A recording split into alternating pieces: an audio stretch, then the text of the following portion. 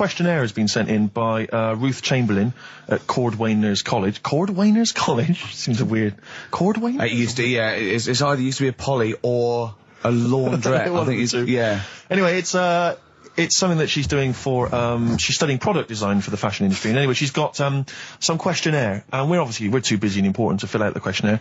But we thought maybe you could answer it, Carl. Look, Carl, look, he's yawning, he's looking round, he's only got to do 2 hours and he gets a whole day off and he's getting paid for it. Do something, Carl. Be grateful. You've probably ruined a man's career. He's ridiculed now for doing this. He's so weak where he should have squoze your head and kicked you out of the building. So, let's have a little bit of effort. You've only got an hour and a quarter to do, then you get 2 days off, alright? Alright. Right, Carl, it's a questionnaire about happiness. Oh, yeah. There's one person...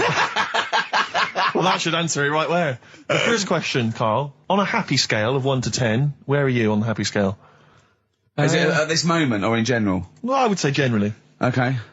Yeah, but you don't always have to, like... I mean, I think I'm happy in that, but I don't always show it. You never show it? No, but it doesn't mean I'm not happy in that. Like, I'm alright at the moment. I'd say I'm probably on about an 8. I was probably on about a 9 when I woke up, right? And then, sort of fell out with Suzanne over her haircut. Yeah. Right? She went for a haircut and came back with something that I didn't like. Sorry, what did you say? So when your girlfriend walked through the door, she had her hair done, you said, I don't like it, alright? Well, she could tell by the look on my face. But don't you say, no, I'm happy with it, I just can't tell. I'm loving it. Because then she won't have it done again. Oh, Carl, I just cannot get over you. I really can't. No, but you haven't seen it. Right? So then I was fed up, but then I thought... Sorry, what authority have you got to talk about haircuts? Yeah, you had the, officially, from a barber in Manchester above a railway station in a shack, it was £2 a cut, told you to have the hair of a Chinaman. Well, you wish you had the hair of a Chinaman now, you got no hair. You're a little bald man with your mouth open, so don't... Is she listening to this, Suzanne? Sitting at home with a woolly hat on? I don't know. But she knows now, doesn't she? What did you say? What words did you do about it, I just said you look like someone out of Slade. Interestingly, that's what I look for in a girlfriend. Oh, God. Which one of Slade? That one with the funny... Not Dave Hill.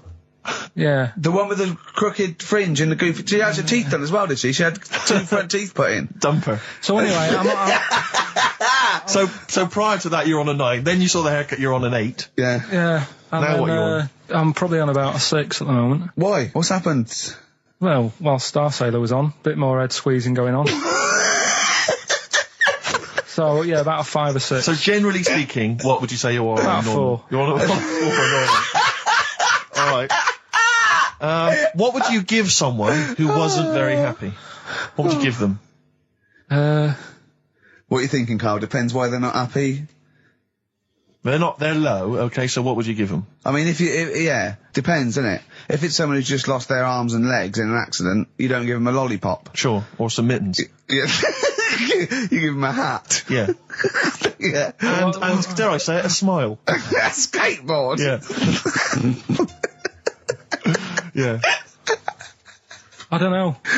You don't know. You got to answer the question. Alright, so hang on, let's assume that you've upset your girlfriend because you slagged off her haircut. What are you going to do now to go and make her happy? How are you going to cheer her up? And not buy her a baseball cap. I don't know yet. I haven't thought about it because I've got this to sort out, haven't I? So when I get home, get her some gel or something. Oh, God! Oh, Christ. Okay, and, alright, just name something that always puts a smile on your face, Carl. It always cheers you up. If you're feeling a bit blue, it always cheers you up. A monkey, innit? Learning something. Right. That's a bit weird. I love the qualifier. No, I think it was two. I think it was 2 different sentences. I think it was learning something. That's a bit weird. Yeah. Oh. Learning something that's a bit weird. Okay, and finally, if you could have something to make you happy, what would it be? Little chimp, wouldn't it? Little chimp in a suit. Well, don't answer for him. Don't put words into me.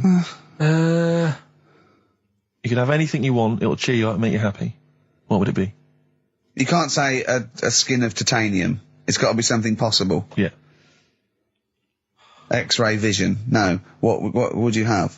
It can be conceptual. It could be world peace. It doesn't have to be, a new watch. Yeah, let someone else wish for that. Sure. It'd be a waste. Yeah. Yeah. Why should you do it? And then someone else gets a nice new watch and there's world peace. Exactly. You're walking round, it's nice and peaceful, you know what time it is. He's swanning round, he's got a lovely new watch and there's no threat of him being bombed. Exactly. I'm quite happy the way I am, really. I don't really want. Are you really? But you're on a 4. Yeah, You're on a happy scale of 4. Yeah, you're on a 4. Surely you want to get to 10. Surely the point of life is to be on 10. Yeah, but what's a 10? Do you know what I mean? No. What's a 10? Contentment, absolute contentment, joy Bliss. in your heart, Yeah. inwardly and outwardly. Not walking around with a little round mank head with your mouth open going, what's the point of that? I've done it once. Is that why you've still got all the condoms? Because I've done it once. What's the point of that? Alright, we're going to get over some hair gel. Come on. 10. Just one thing that would make you happy.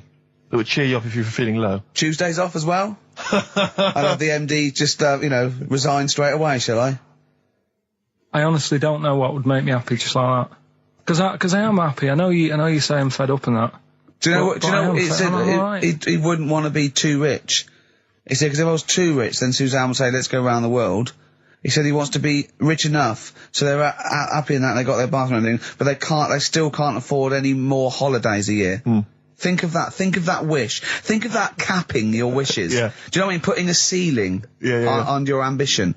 I love it. It's genius. Look at his face. Play a record. You're an It's idiot. like if you'd won that ticket round Charlie's Chocolate Factory and he'd said, actually, Carl, I want you to take over the factory. It was a test. You'd have said, I just wanted to look around the chocolate factory. Yeah. I'm happy to go back and live. No, he just said, poor. I'll work it, but I'm not working Mondays. Exactly. Play a record. Imagine giving a chocolate factory to a kid. I know. Idiot. Give it to the fat one at least. He'd Yeah. enjoyed it more. Beautiful. Billy Bragg from his Essential Billy Bragg compilation. Now, I know a lot of people are thinking Billy Bragg, I can't be bothered, politics, and I have to say, buy this CD, skip past every song that is, for instance, There Is Power in a Union. Don't be duped by fascism. Yeah, it's your right and duty to vote. Yeah. Right wing, wrong wing. Exactly. Ignore all that. But Just he knows that. listen to the love songs. His love songs are beautiful. Yeah. It's fantastic. Tonight I celebrate my love for you with a pint of beer and a new tattoo. It's great. brilliant. Yeah, look, lose the ones about, Exactly. It's Exactly. striking. Yeah, exactly, because we know what we think of that. So, I heartily recommend that. Carl, we're on happiness. Carl, Yeah. Oh, I'm trying to explain Carl's to Carl that happiness. the aim to, is really to get on a 10. Yeah. For Well, I like happiness. the He's fact on that he 4. started on a 9. But I love the fact he's happy with 4. Yeah. I love that. No, but what I mean is, right, I'm not looking for, like, happiness. Right. I'm You're not alright. looking for happiness. What? What's that for? What I mean is, right, I'm happy when I'm not fed up. So what I mean is, I'm happy. Is this your new book, Psychology of the Mind? What is that? I'm happy when I'm not fed up. That's like an 8-year-old trying to explain happiness. Johnny, what is it when I'm happy when I'm not fed up, miss? Well done, good boy. That's it. You're happy when you're not fed up. Talk like an adult. Yeah, but that's what I'm saying to you, though. I don't. What? I'm happy most of the time. It's just that when things niggle me, I find that I realise when I'm annoyed more than when I'm happy. But Carl, every time we talk to you, you are whinging about something. You've got something that annoys you. But he's one of those people that if he whinges loud enough, he gets away with it. Like he's in here, I think he goes, I'm really busy. I come in and he's doing nothing. He's chatting, because he's having big long chats with everyone about how someone's wound him up. And they all come in and they go, Carl's fed up. Because he's got this show. You know what I mean? He's wormed his No, way. but hang on a minute. You came in moaning about the post and that today. Yeah. Well, everyone's annoyed and frustrated by that. There's small businesses going out of business. I'm not. You haven't heard me. No, you're about not, because that. who's sending you letters? No one. You've got no friends. You've said that yourself. Yeah. You've openly declared you don't want friends. This is a bit easier, but I still think it's a good one. So this is, we should explain what this is if you've just tuned in. It's one of those stupid lateral thinking problems. That Carl himself has created. Yeah, that was his homework. Right, this one. It's a fella. He has a normal day doing stuff. Nothing wrong with him. Right. And It's the twist in the tale. It's just like Tales of the Unexpected. Just a normal day, nothing wrong with him. Hold on, though, he's got the legs of a fish. Go on. So, that's why he's been hiding his legs. so Go on. he does his The normal, legs of a fish. Sorry, Carl, carry on. He has his working day and that, Yeah. and then he gets a bit tired. Goes to bed. He puts the light on, leaves it on, goes to bed. Oh. That's crazy. That's mental. I can't think what's happened. Anyway, here's Radiohead. Right, okay. What? The question is, why does he put the light on when So he's a going man, to bed? he's had a normal day, he's come home from work. Is that right? He's come home from work, or he's not been working? Yeah, he's just been no, out? it's been working and stuff, I think. You think? You've made it up, Carl. You can decide. So the question is, why has he put the light on when he's asleep? There's a reason that he's put the light on when he's asleep. Has he gone to sleep? No, Carl, don't shrug. You're meant to answer these questions. He put the light on before he went to bed. Yeah, and the question you're asking me is why? What's the scenario? And the light's on and Yeah. that, but he's gone to sleep. Yeah. He started reading, and then he fell asleep. No. Did he intentionally, for some reason, put the light on? Every night. It's mad. Sounds mad. That's Carl, doesn't it? Every night he does it. Yeah. He puts the light on when he So- goes to Light sleep. on, it goes to bed. Carl, is the point of this, he puts the light on for a very good reason. Not for us, but for some people. He's blind and it's always been on, and he thinks he's turning it off, but it was on in the day, and he thinks he's turning it off, but he's turning it on because he's No, blind. that'd be stupid. That works. No, that works great, Rick. Yeah. Thank you, Carl. So you've got to come up with what? Hang on. If What? you're blind, why would you put a light on? No, he thinks it's off. Yeah. But why would he turn it on anyway? Just think so he doesn't get burgled, so people know he's in because he can't see him. So he just he puts the light on when he's there, then he turns the light off when he goes to bed, so people think it's fine. But he's got it out of kilter, and actually he's walking around in the dark all day. I don't believe that if you're blind, you turn your light on. I don't think you'd be living on your own, would you? I'm not having that for a Do second. blind people live on their own? For a second. Well, some people do. Lonely blind people live on their own. No, if you got bad eyes. What, even women? Are there any blind women who are living on their own? Rick? No, I mean, if you know of some blind women. Oh, living on their own. 700, 800, 1, 2, 3, 4. We've gone through this. If you are a blind woman with no standards and you don't care annoying voices and smell, yeah, then get in touch with you. yeah. I you mean, know- you've got to be within the ages of say 25 to 65. You know, Right. well, call it 75. You fussy all of a sudden. I know. Yeah, go on. If you were blind, would you live in London? Because someone said yesterday there was one struggling outside in Leicester Square, and I don't understand. If you would, I mean, you know, That might have been a tourist. but why come to London if you're blind? It's the worst place in the world to come if you're blind. To hear the sights. To hear the sights. It's a bit mad, isn't it? They do the same job. They have tourist needs like anyone else. Yeah. No, but it sort of stinks, and you'd go away going, "Oh, it's not that good." I just thought that I thought it was a bit weird. Well, never mind your concern for the partially sighted or sight impaired people coming to London. Get on with this. Yeah. So there he is. Yeah. It's like, oh, a bit tired. Yeah. Just put the light on. Get to bed. Yeah. So he turns the light on and he goes to bed. Yeah. Oh. Should we play a track? He's not sleeping on the job. He's a lighthouse keeper. Well done. Is he a lighthouse That's not keeper? it, Carl. He's a lighthouse keeper. Right. Why wasn't the light on all the time? It's light in the day. You idiot. Play a record. What? Play a record. You're a buffoon. No, actually, the light isn't on in the day, is it? No, Rick? it's not. I think you're the buffoon. Oh, yeah. Carl has won! It's a long time since we've had any white van Carl. For those that don't remember this particular hot feature, we basically ask Carl some of the questions that are asked of a white van driver in the Sun. They always have this on Saturday afternoons. Anyway, here's the first one. They're not fascinating, Carl, but I'm just interested on your take, really. Yeah. What do you make of Cilla Black quitting Blind Date after her husband sent a message from beyond the grave? Are you familiar with this story? I didn't know that. What's that? She went to see a medium, and supposedly her husband passed on information through the medium, which was incredibly vague, but persuaded her to quit live on air. Well, it's about time, isn't it? If even dead people are saying enough's enough. But I'll tell you what, though, talking monkey, that's Depends. that can live forever. No, wait. It's either a chimpanzee with a typewriter with an infinite amount of time. He would eventually, by definition, mathematically, type everything ever possible. Okay, or it's an infinite amount of chimps with typewriters, and one of them will type it first time. But already, that's not right. You either need to have What do one you mean? monkey. What? You mean Let's hear his employment point. laws? He What do you mean can't- it's not right? Let's hear him out, please. If it's one monkey Yeah. with a typewriter that's got loads of ink in it and that, right? at least it knows what it's done in the past. It's not... Keep going. Crime. If you've got a load of monkeys, it's like if you have too many, what's that saying about too many chefs? Too many chimps spoil the soup. Right, well, it's the same thing. It's like, well, I didn't tell you to put salt in it. I was going to put salt in it, and it messes it up. Whereas if it's just one, they know what's gone on. So what I'm saying is... Honestly, I can't be bothered, I want to hear the rest. This blows my mind. He doesn't know what this does to me. It's a mathematical problem. I want to hear the rest.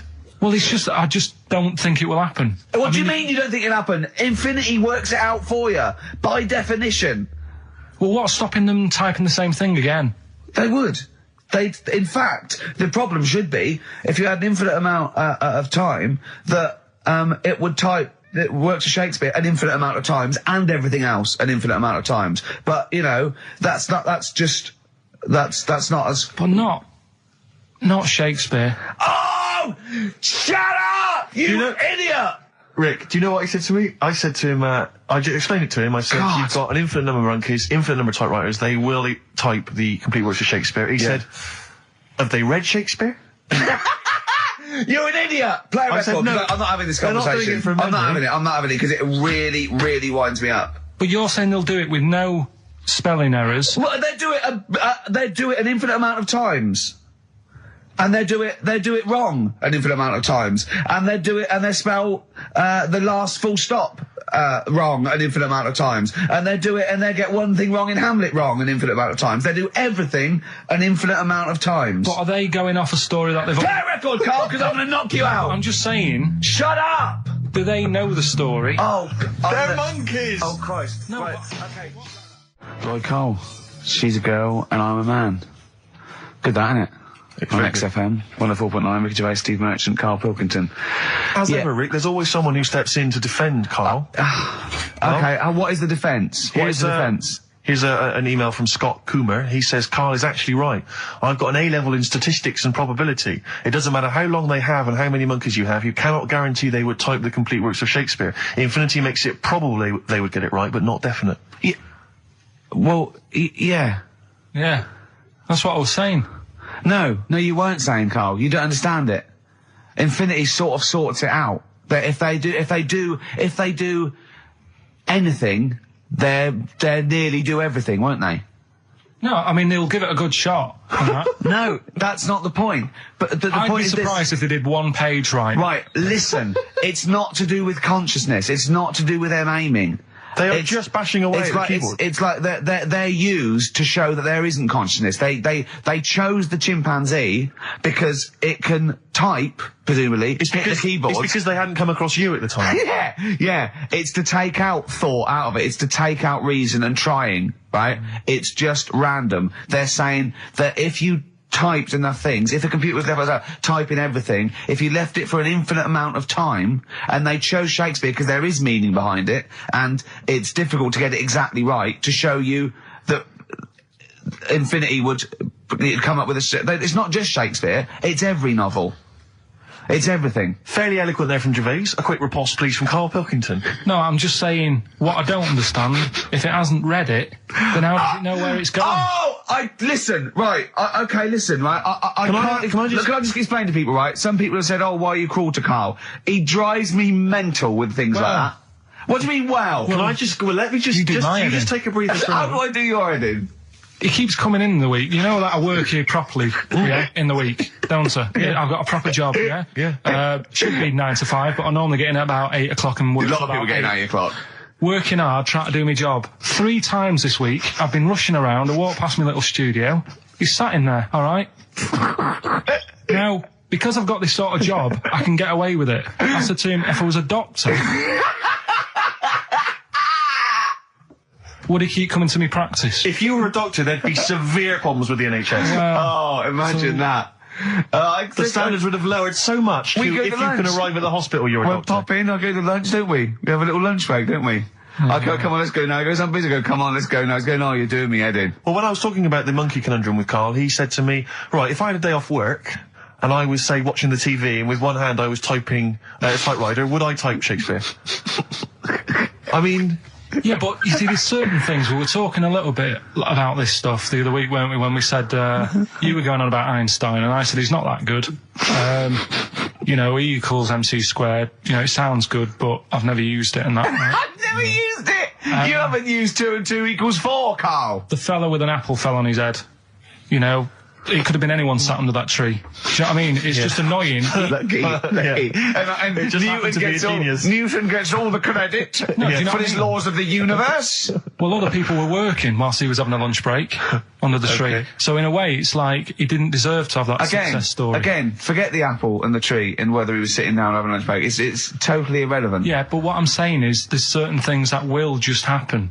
You know, it's like, I think we were talking, when we were out eating the other week, we were talking about Noel Gallagher. Well, this is reason the monkey discussion came up, right? Noel Gallagher. I don't know what to say. I don't know what to say. Rick, I don't want to misquote Noel. I'm gonna be like Herbert Lom in Clouseau. I'm gonna get a twitch whenever he opens his mouth. I don't know where to start with some of his statements. Well, as I say, this discussion began because we were talking about a quote that Noel Gallagher supposedly gave. Now, I don't want to misquote Gallagher, but the gist of it was that he said, had I written Wonderwall or whatever, instead of the Beatles writing Strawberry Fields or whatever, I'd be the one that was considered the great songwriter and it wouldn't be the Beatles. You know, it's just the fact that they came first that meant that they get all the credit as being the greatest band. I don't know where to start with that statement either. I mean, that's Gallagher's thing, and he's, you know, well, whatever. We know what we think of that. What was your point, Carl? You agreed with him, didn't you? Yeah, I reckon, right? Do you know we've talked about putting a baby in a room before and it'll know what colour it is and stuff? If you got a room that's painted red, right, but forget that, because that's going to confuse Hear him out. Listen to me. Say if they did some new TV show, right, like, what's that film with Jim Carrey in, where the Truman Show. The Truman Show, right? So they make up a little room, and some woman has some kids, and you say, right, let's put the kids in this room, and they don't know what's going on outside. They don't know anything about, like, EastEnders and that. It's like their little world, right? They don't know anything that's gone on. How could a child survive without EastEnders? Right, listen. So he's sat in the room, right? And then when they're all asleep, right, Wait for this bit. Someone Have you heard this? Yeah, wait for this bit. They're all in a room. Yeah. They're asleep. Yeah. Someone pops in, puts a guitar next to the bed, right? Nips off out again. They wake up in the morning, and one of them goes, "What's this?" They don't even know it's a guitar because they've never seen one, right? They're talking English though. Yeah. We just left guitar out of the vocabulary. Right. So There's plenty more to come. So one of them will pick it up and they'll go, "I don't know what it is," and they'll start strumming. They'll go, "That sounds good, doesn't it?" Give them a few weeks, they could come up with Hey Jude. Whereas, type in Shakespeare, a monkey that can't even spell. I see that. Listen, I'll call you Can't answer it. I might come with you, Rick, if that's all right. We've got to sort out that Christmas special as well. Yeah, no, sure. All right, I'll see you later. I'm shooting off then as well. Cheers, Carl. Flaming Lips. Yoshimi battles the Pink Robots on XFM 104.9. Before the ad break, Steve Miller Band, Fly Like an Eagle. Great track. Lovely to hear that. Brilliant track. We're not scared of playing that sort of stuff, are we? Indeed. We've got some great... I think we're underestimated here. People think we're just like, you know, two guys and a buffoon in a room. But we're so much more than that. We try and put together a whole package for them, don't we? For their Saturday afternoon listening pleasure. If there was an infinite number of us three in an infinite number of studios, broadcasting for an infinite number of shows, would we ever do anything half decent? Yeah, we eventually... Would we ultimately come up with something quite good? What was that email that you were laughing at? I can't, it's too rude. What does it say? It's too nasty. Oh, God, give me the gist of it. The gist of it was that it would mean that if there was that infinite number of monkeys, eventually, besides the fact that they would type the complete works of Shakespeare, they would also type the sentence, "Karl Pilkington is a genius." But the email also said it would also type, "Ricky Gervais is I can't say the word, but I know. Yeah. But a number of times they type it and write, "Karl Pilkington is a genius," and Ricky Gervais is a cund. Exactly.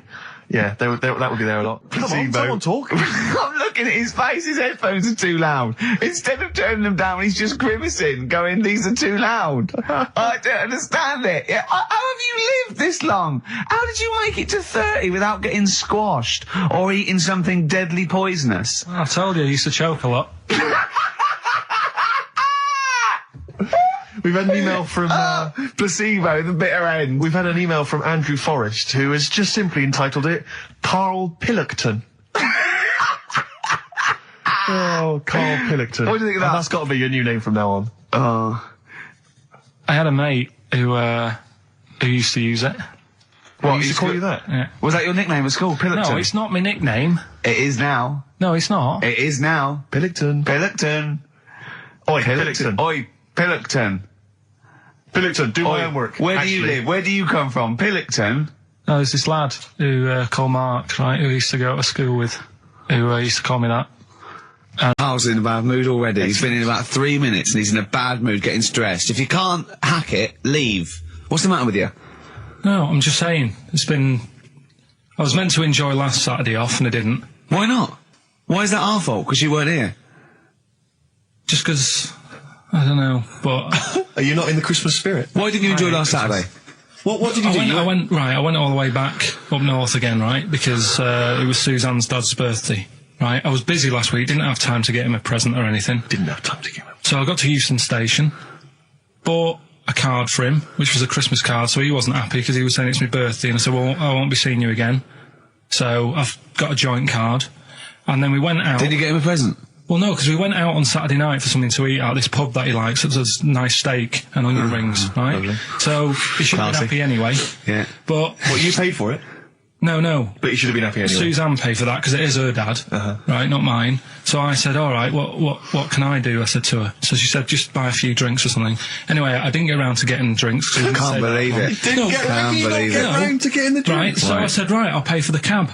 Right? Oh, what a lovely Christmas gift that is. Yeah, So, £2.50. I paid, no, it was like in £3 Manchester there, it is. £3 back. So £6 you spent on him? Well, no, I spent more. See, that's what he said. He You said, get a Bolton and back, can't he you, said, for that? he said, oh, you spent on me £6 for my birthday. I said, no, I haven't, because I gave the taxi driver a tip. I'm a little bit worried about his attitude as well. Because even, I mean, that is a stingy present, but you don't say... Well, I mean, let's be honest, that's the worst Christmas gift ever, because, I mean, you're pretty bad, like we discussed in the past, but at least you spend a bit of money. Yeah. It's just thoughtless. Yeah. This is nothing. I You know. haven't given him any time. I mean, I would...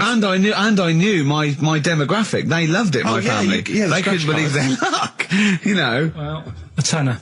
You spent a tenner on him. Well, the cab fare was £6. But the thing is, it's not. I don't think he's saying that. I think it's the fact that this is like, you know, frittering away in it's everyday kind life. of He would thoughtless, isn't have loved to. I'm sure he would have been appreciative of a lovely £10 gift that you cared about and bought. A book he probably likes, Fly Fishing, doesn't he, by J.R. Hartley. If you'd have bought that, he'd have gone, that's what I was looking for. Well. Or what I was looking for, Carl. Bloody hell, Carl, you little bald twat. That's just what I wanted. So, alright, so just calm down. So what have you got planned for Christmas? Is this what, I mean, are you doing the same approach with Suzanne? Oh, excellent. You've paid me milk bill for this week. That were nice. I'm spent this year. So have you planned anything for Suzanne, or are you just... Yeah, gonna- I'm taking her out Christmas Day for something to eat. Well, does she know that? Was that? She's working today, so she, you know, so... Right, okay. So what Christmas gift have you got? That's it, I'm taking her out. What, you haven't got a present? No, because we spent a lot Don't this forget, year. that's half yours, though. You're not gonna just be sitting there watching her eat, going, oh, I'm hungry, but I spent all. You're gonna be eating as well. That's half yours. So she's got Look at his nothing to face! unwrap. He's like a cat who's But been wait a hit. minute, she's got nothing to unwrap. There's nothing. She's going to hand something over to you, because I've met the woman, she will. She'll hand something over, you'll open it, you'll love it. Right, I might get something today. You shouldn't take me to begrudgingly persuade me to do it. God. Yeah. Right, so... Yeah. Well, I'm gonna try and stick in some Christmas songs. We're not playing all Christmas songs, but I brought in a couple. So this is Christmas, John Lennon, Yeah, The one or two of them River, are good. Joni Mitchell, Yeah. Fairy Tale in New York, one of the best Christmas songs ever. Oh, well, what about a bit of Pretenders? That's a good one, 2,000 Miles. Let's hear it. Pretenders, 2,000 Miles on XFM 104.9. This sort of Christmas edition. We're not here next week, are we? No. Carl is, aren't you? Well, you are in a way. I was doing a best of, innit? Yeah. Is it a best of? Yeah. Brilliant. Have you been putting it together? Not yet. Okay. You want to get I'll a do move it. I'll do it today. Tell me what bits you want in it, and I'll sort it out. It's not for me All to the say, best is it? stuff. Yeah, it is the best stuff. Well, maybe people could email in with their the highlights of the year for them.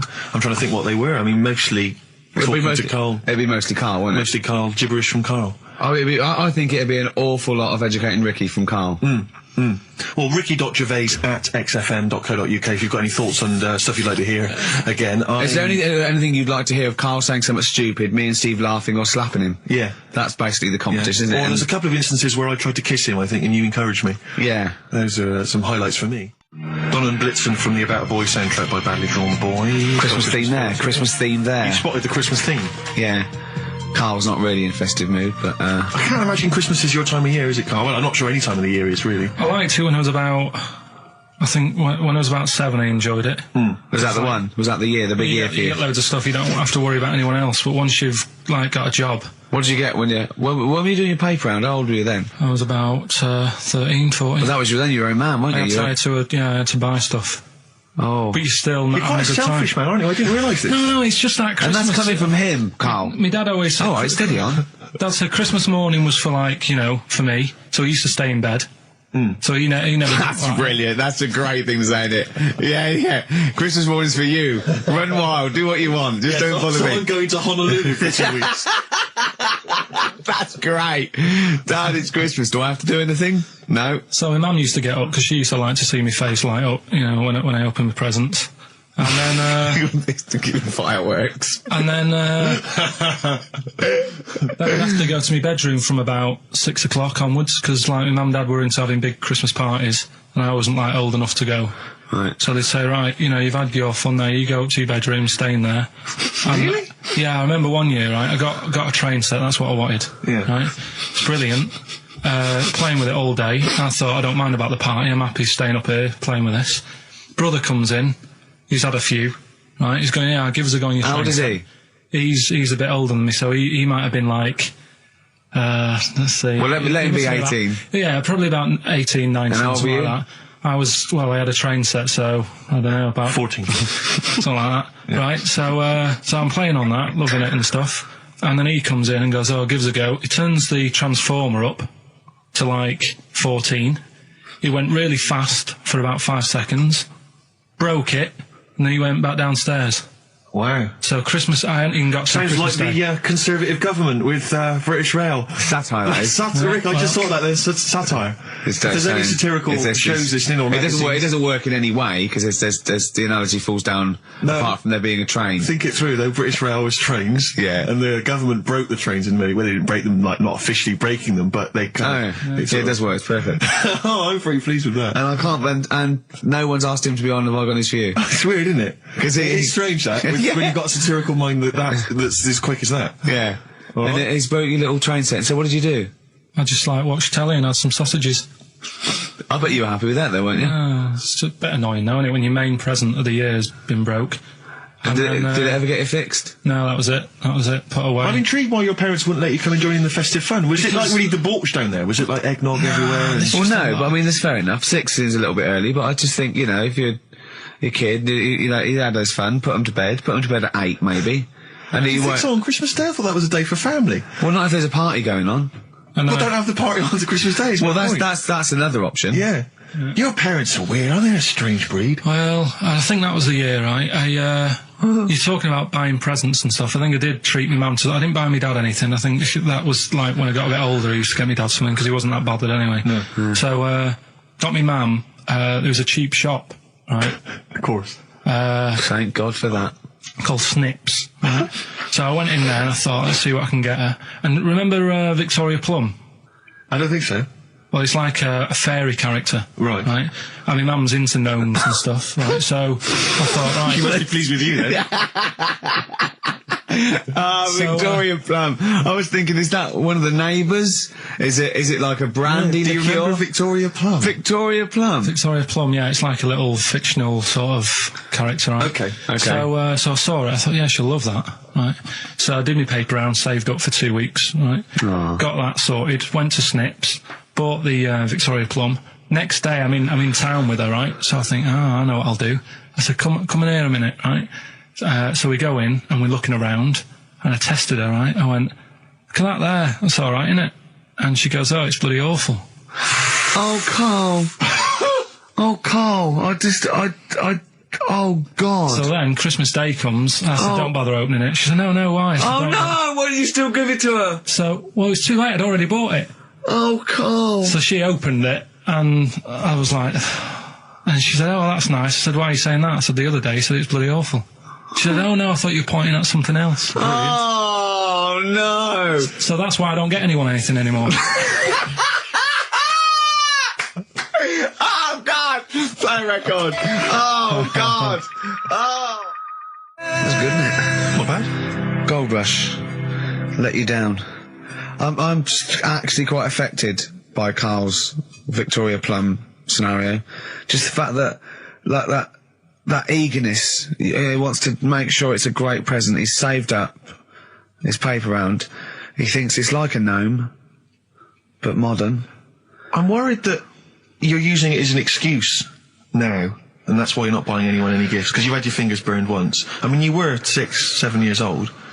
To be fair. No, you weren't. You were about 13, weren't you, if you're doing your paper round? Yeah, I must have been, 11 or 12 then. All right. Yeah, so I'd saved up. Oh, no, I'm not using it as a thing. It's just that... What did you get your mum this year? I've sent them some money so they can get a passport. So they can get a passport? What do you, where are they? Immigrants? Are they trapped No, somewhere? Well, they're in a holding bay somewhere in Dover. Yeah, I got what a friend who's a truck driver who's going to sneak them across. What do you mean? So they can buy a passport. What do they do? Sell it when they were a bit down in their luck. No, they haven't got that much money, right? They've never been abroad, and the mate said they might take them next year, and they said, we haven't got a passport, so You've got to buy a passport, have you? Isn't that your God-given right as an Englishman? No, you've got to pay for them. They're 30 quid each, so you better do, otherwise they're conning me. Right. So you send them 60 You don't quid? get born with a passport, of course You send them 60 quid in an envelope, have you? Well, check. Right. I love that. He'll be watching telly and France will come on and he'll go, what do you think of that? She goes, it looks bloody awful. Yeah, Don't open it. no. Don't open it. Yeah. Don't open it. So you've not paid for a holiday for them. No, I've just sorted out it's the better prize, isn't it? Because they can't go anywhere without it. Well, the passport keeps on giving. Yeah. So, 10 years. That is, yeah.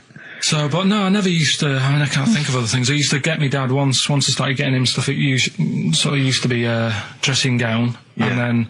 But as an extra surprise, he used to put like a cigar in the pocket, so he'd think that was it. Yeah. Then he'd put it on and put his hand in the pocket. Right. And then he'd just hit you because he thought you'd nicked it. Oh dear. So you bought him a jacket with a cigar? That's quite thoughtful. Did you sneak a cigar once one Christmas? Yeah. Well, that's when they used to have like the big do's, like I say. You know, they were known for it. Like the whole estate used to know that. You know, we were having a party. Yeah. So they'd all come round. So they'd all come round and just have food and drink and that. I can't imagine. I cannot imagine how unpleasant that must have been. Awful. And you locked in your bedroom with a broken train set. Yeah. And looking at Victoria Plum, whatever that was. In the bin.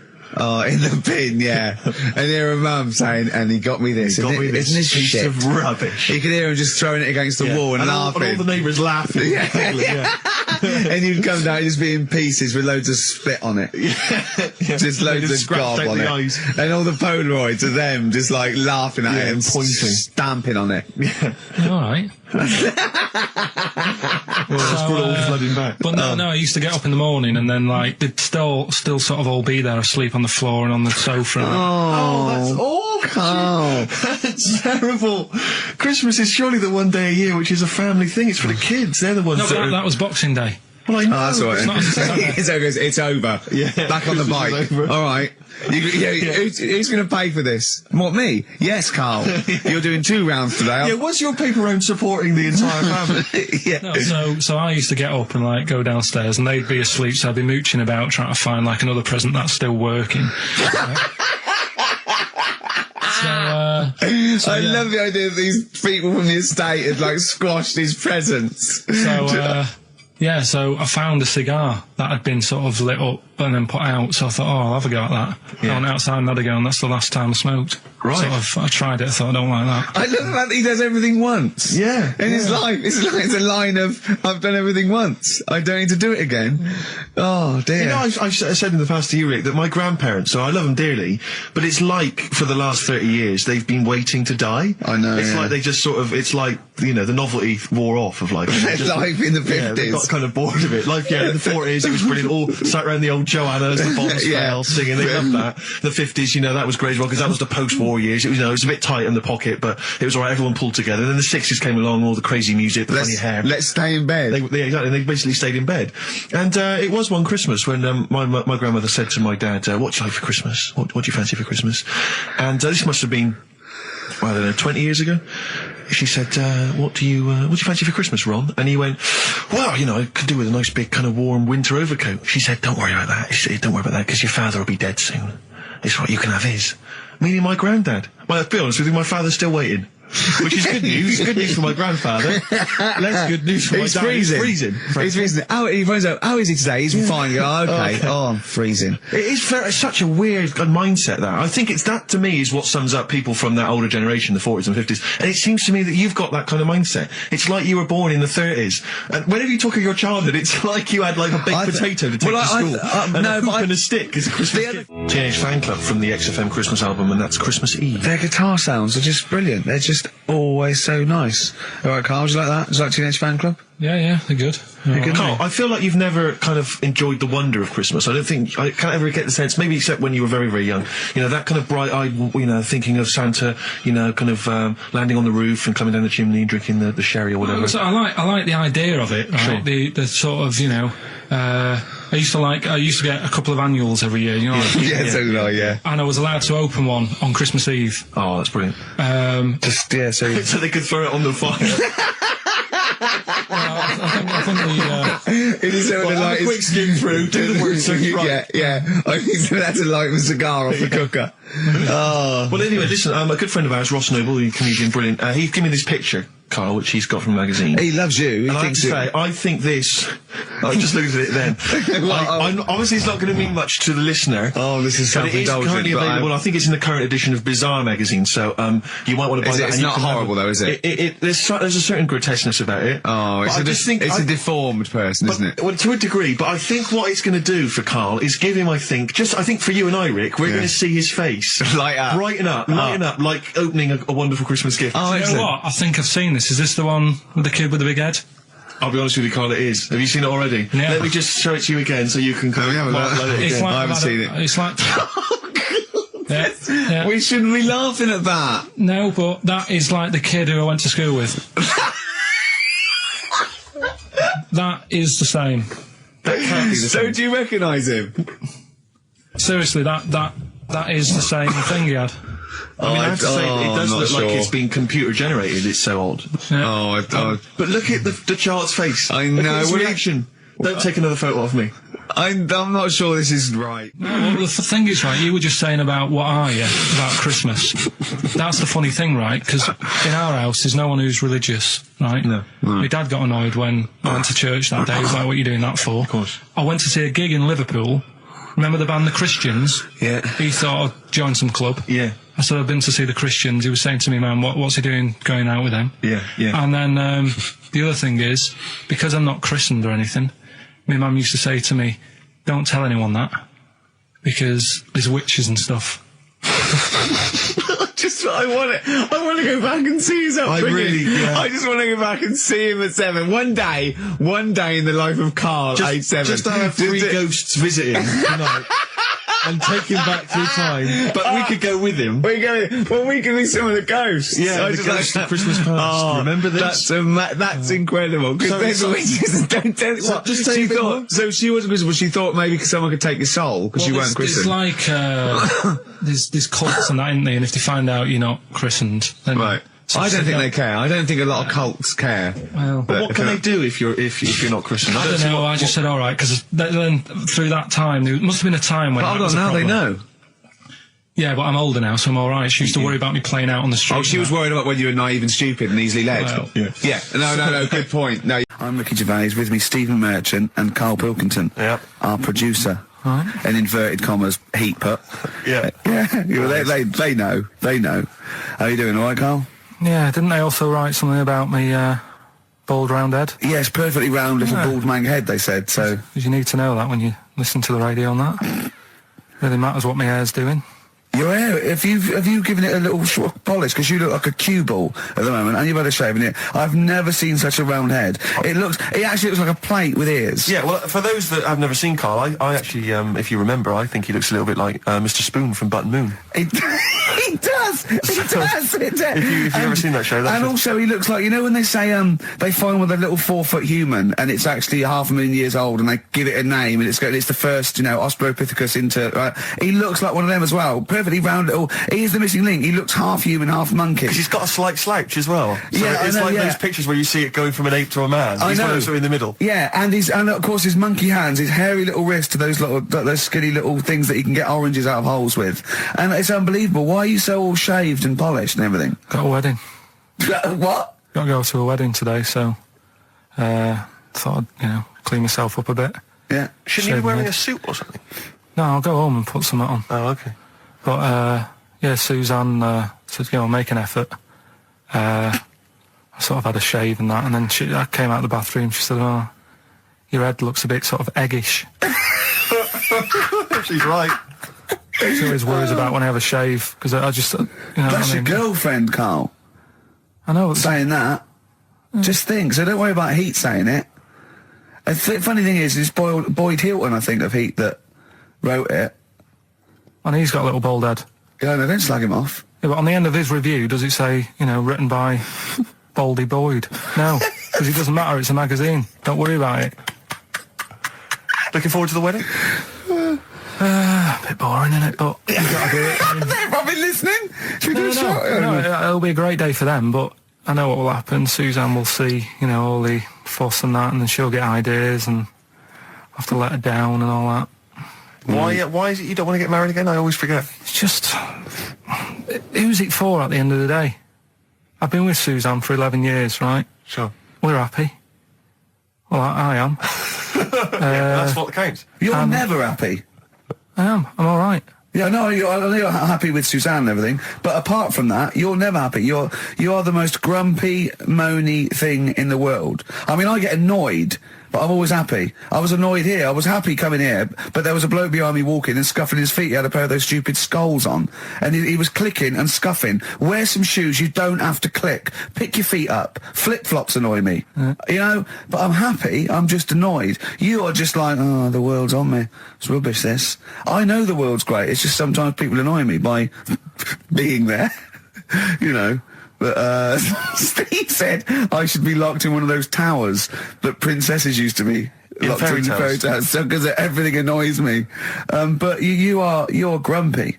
I'm not. I'm all right. XFM 104.9. We're not here. This next clip is one of my favourite clips. Look, it needs no introduction. Here it is. Finally, White Van Man. What do you make of the fact? What I'm saying is, why were they shouting Vera? Because pigs don't come to the name, do they? Hey? I don't know the ins and outs of pig, have how to lure a pig into your trap. Can I just tell you some very, very interesting things about pigs? Please do. Right. One, everyone knows they have a corkscrew-shaped penis, right? A corkscrew-shaped penis. That's the tail, isn't it? Two, they can't look up. They can't put their head back and look up, right? Three, they can have a 30-minute orgasm.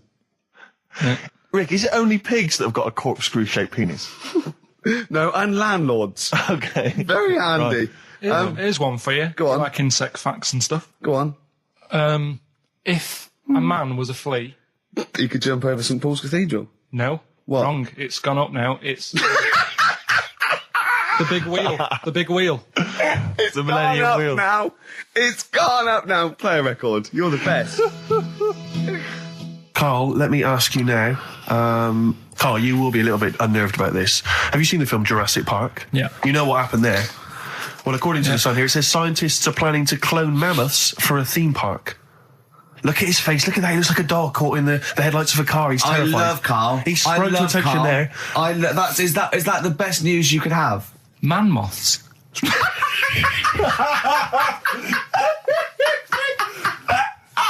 Right. Yeah, man moths. I man love moths. the fact that that's why he was so excited that they bred a man moth.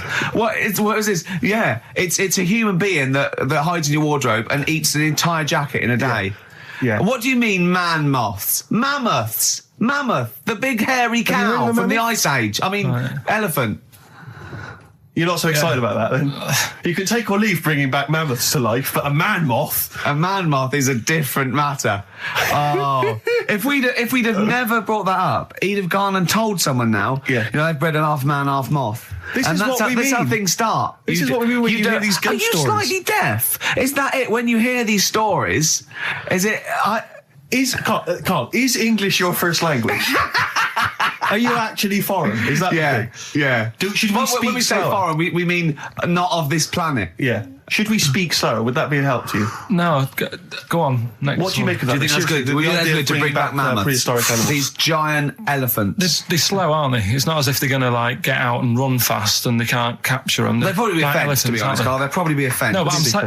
No, but you're asking it as if like, oh, it could all go wrong, but it couldn't, could it? Well, Really? but the point was about Jurassic Park is they thought it wouldn't go wrong. They thought they had it all under Yeah, but control. that was And Have you learned dinosaurs. nothing from Jurassic Park, Carl? Dinosaurs would say, "Oh, think about it before you do it." But with a hairy elephant, it's not going to. not a concern for you. Would you go along to see him? Would you be interested in that? If it was in the area, He's the best. He's great, isn't he? I'd love a queue, Nothing right? impresses No, him. but what I'd like to do is Carl sitting like Yoda in a little cave, and I'd just like to see people like Tony Blair and Stephen Hawking in a queue, and they go and say, "Carl, got a bit of a problem." And thinking of cloning a man and a moth. Problem? Not an issue. No, if I'm in the area, I might cruise around and have a look at it. Otherwise, just don't send it near my clothes. Oh, that's fantastic. So it's just for a second. As the words "man moth" came into your head, how excited were you? I mean, were you both terrified and excited? For the moment when you thought that they'd cloned a man and a moth. I pictured What kind of face did he have? Did he have the moth's head, or was it a man's head? just a little man head. Right. What was his face? What did it look like? He just was like a bit shocked. Perplexed. Yeah. It was like he'd been grafted onto the body of a moth without his consent. And when he was asleep, Yeah, he'd woken up. he just went in to have a goiter removed, and they said, "We've He replaced woke your up with goiter with the body of a giant moth." Yeah. Is that all right, Mr. Jenkins? So he had the head of a little. Was it a little boy or a man? Little man, Right. Okay. and he's just bumping into a lamp. He's just running into the. If you went into hospital and they'd done something, what's the worst thing they do, right? What would you rather have done, right? You wake up and you've got lobster claws for hands. Right. You wake up and you've got duck's feet. Or you wake up and you've got one horn coming out of your head. The worst thing, Yeah. probably the horn coming out of my head. Why? Get in the way. That'd be useful, wouldn't it, in fights and stuff? And for like parties, people would play Well, I suppose quoits. the lobster claws would also be quite handy there. All right, this is Carl, the producer of Ricky Gervais and Stephen Merchant on XFM 104.9. We're playing out some of the best bits. Hope you're enjoying it. Here's another one. Carl, it was you that worked out the maths and worked out I was 28 because they just worked out I'm 27. You are 27. No way. 4.9, I'm Ricky Gervais, with me Steve Merchant and Karl Pilkington. We've had quite a lot of emails as ever, Rick. I should just say, because we're very It's lazy. a much listened to show. We're very lazy people, and we rarely reply or read out the emails. But we do. I never read the emails. Absolutely so never read I them. rely, if I haven't replied to them, or my mail, Steve opens my mail and reads my emails. So if I haven't replied, it's just because he hasn't passed it on to me. Yeah. Okay. But I haven't passed it on to you because I know you'll never reply. Sure. So, I'm just cutting out that. But I just want to say thanks for the emails. We do read some of them, and we do appreciate the fact people send in jokes. I appreciate it. I love it. Yeah, But as we've long as I had, don't have to do anything towards it. sure, we had an email from Jack. He just said he missed the last 2 weeks' shows. Has he missed anything? Not really. No, it's the same stuff. Same old I rubbish. think last week Carl was having a go at Chinese people not aging well. He had a go at the gays, and he came up with a ludicrous story about a monkey that was impossible. Yeah, So I exactly. don't think Jack's missed much. Go on. No. We've just had an email from the Pringles people. Oh, right. Good, because it's finally started to happen. I hear these stories about people given cars and Armani suits and trips abroad, and we haven't had no. But finally, people are starting to, realise what we're doing, our impact on society, Yeah. and we've got a whole box of Pringles sent to us. Not on those little tubes, the proper tubes, the foot-long tubes. Yeah. So. And well, what have they said? Well, the Pringles They guys want have them said, back. No, they've said they like the show, and if you want more Pringles, give them a call and they'll I send you more want more Pringles. Pringles. Yeah. I bloody love Pringles. Yeah. Pringles are. The thing about Pringles is, they're Moorish, right? Yeah. But how would I put it? The sort of thing when I open them. Yeah. And by that when I pop. Right. Yeah. I have to eat the. Well, right, okay. How can I put this? When I pop, I can't stop. What do you mean? I don't. Well, when I pop them open, I can't stop eating them. Right, open. when you pop, you can't stop. Yeah. Yeah. I think that's because of the chemicals. I think that might be the reason. But they're good. Chemicals, they're good chemicals. They're the best chemicals. Pringle chemicals. They're not bad chemicals. Like Lovely. you're using chemical so warfare. yes, I want some more Pringles. Yes, what else more, do they more do? Pringles. It's interesting, actually, you were saying that, like, other people, you know, like Kylie, I imagine, would get given sort of maybe sexy underwear. You got Robbie Williams, where he gets the Armani suits. You get sent the crisps. Yeah, Which seems appropriate, yeah. Oh, but it's nice to be sent. Go on. Talking of Pringles, on the Finchley Road tube station, on my way in. There's a lot of Pringles there, isn't there? Well, I'll tell you a job I don't like. What? I wouldn't want to be doing. The woman, there's a little woman who sits in the little snack stall on Finchley Road station. Yeah. And I don't know how to describe it, really. She is surrounded by snacks. She can't move for snacks. It's Does it look like American Beauty, but with different... Not dissimilar to that. Yeah. It's a little hut on the station. And it's like, if you go to the seaside, you can put your head through one of those cardboard cutouts and it looks like you're a big fat person or whatever, and you can have your photo taken. It's like an equivalent of that, but it's just snacks everywhere. She's got bananas up to her chin. She's got chocolate coming down to her eyes, crisps either side of her. She can't move. She can't do 360 degrees. She's like packed in there. I don't know how she gets in there. I think they put her in there first, and pour in the bananas. Yeah. And then they go pour in the nuts. She has 2 hours of makeup before they open. Exactly, yeah. Dressing her in there. Because I'll ask for something from the fridge and she cannot turn her head to see. She has to go by feel alone, just to feel the fridge and get stuff out and pass it. And often I'll say, that's not what I wanted, but she can. You've got to let her off. It's extraordinary. Dear. But there's no music playing. Does she have there's to nothing. sell her way out of it? Exactly. If it's a slow day, she's stuck there till the next day. Yeah, it's like a world-breaking attempt. Yeah. Oh dear. That's Finchley Road. So if you're on Finchley Road or just want to pop down there, have a look at the snack woman, because it is.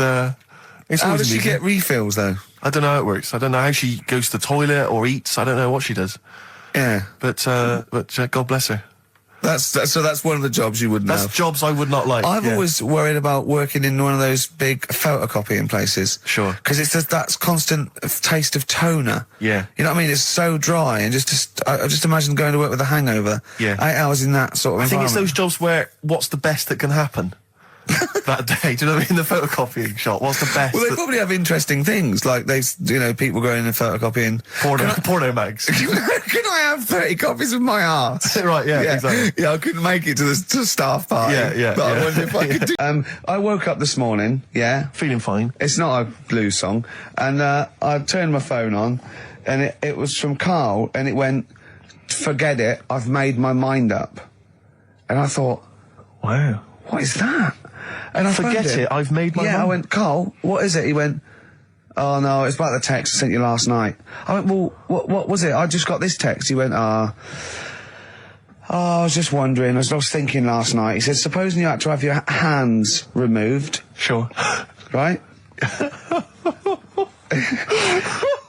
And the doctor said, well, you can either have them stay like that with stumps, or I can sew feet there. What would you have? And I was bleary-eyed, and I went, the stumps? He went, yeah. I went, all right? He went, yeah. And then what was his follow-up text to that? And then I got the text, it was obviously before it, and it went, and it was like quite serious. What would you do if surgery don't remove your hands? Would you have stumps or the feet? Right? Now the way, when I said he's made his mind up, and I went the stumps, he went, yeah. I think secretly he decided on the feet, but was too embarrassed to tell me. There's a little bit of what would you do? Because But why did you think of this? Why did you think of this? Girlfriend's away, right? Yeah, no, that's not why you start thinking bizarre I'll tell surgery you now, devices. right? I'll let you into my little mind, right? Last night, I had some beans on toast, right? She was away. It's good already. She was away, she had some beans on toast, she went wild. Yeah. Right? Now, I was stood up. I live on on a high street, right? So I'm washing up, I'm looking out the window. First thing that had my attention is I can look into other people's flats, right? Yeah. And it was weird how all these different lives were going on. I was watching them, and everybody had the telly on and was watching Volcano, right? Which was on last night. Right. And I thought, oh, that's weird, right? I can see them all watching it. And it was like a little Chinese lad who was dancing around in some underpants. Yeah. And then there's a little old woman who lives downstairs who was reading a book, and she's always reading a book every night. And it's like, I have a better life than her.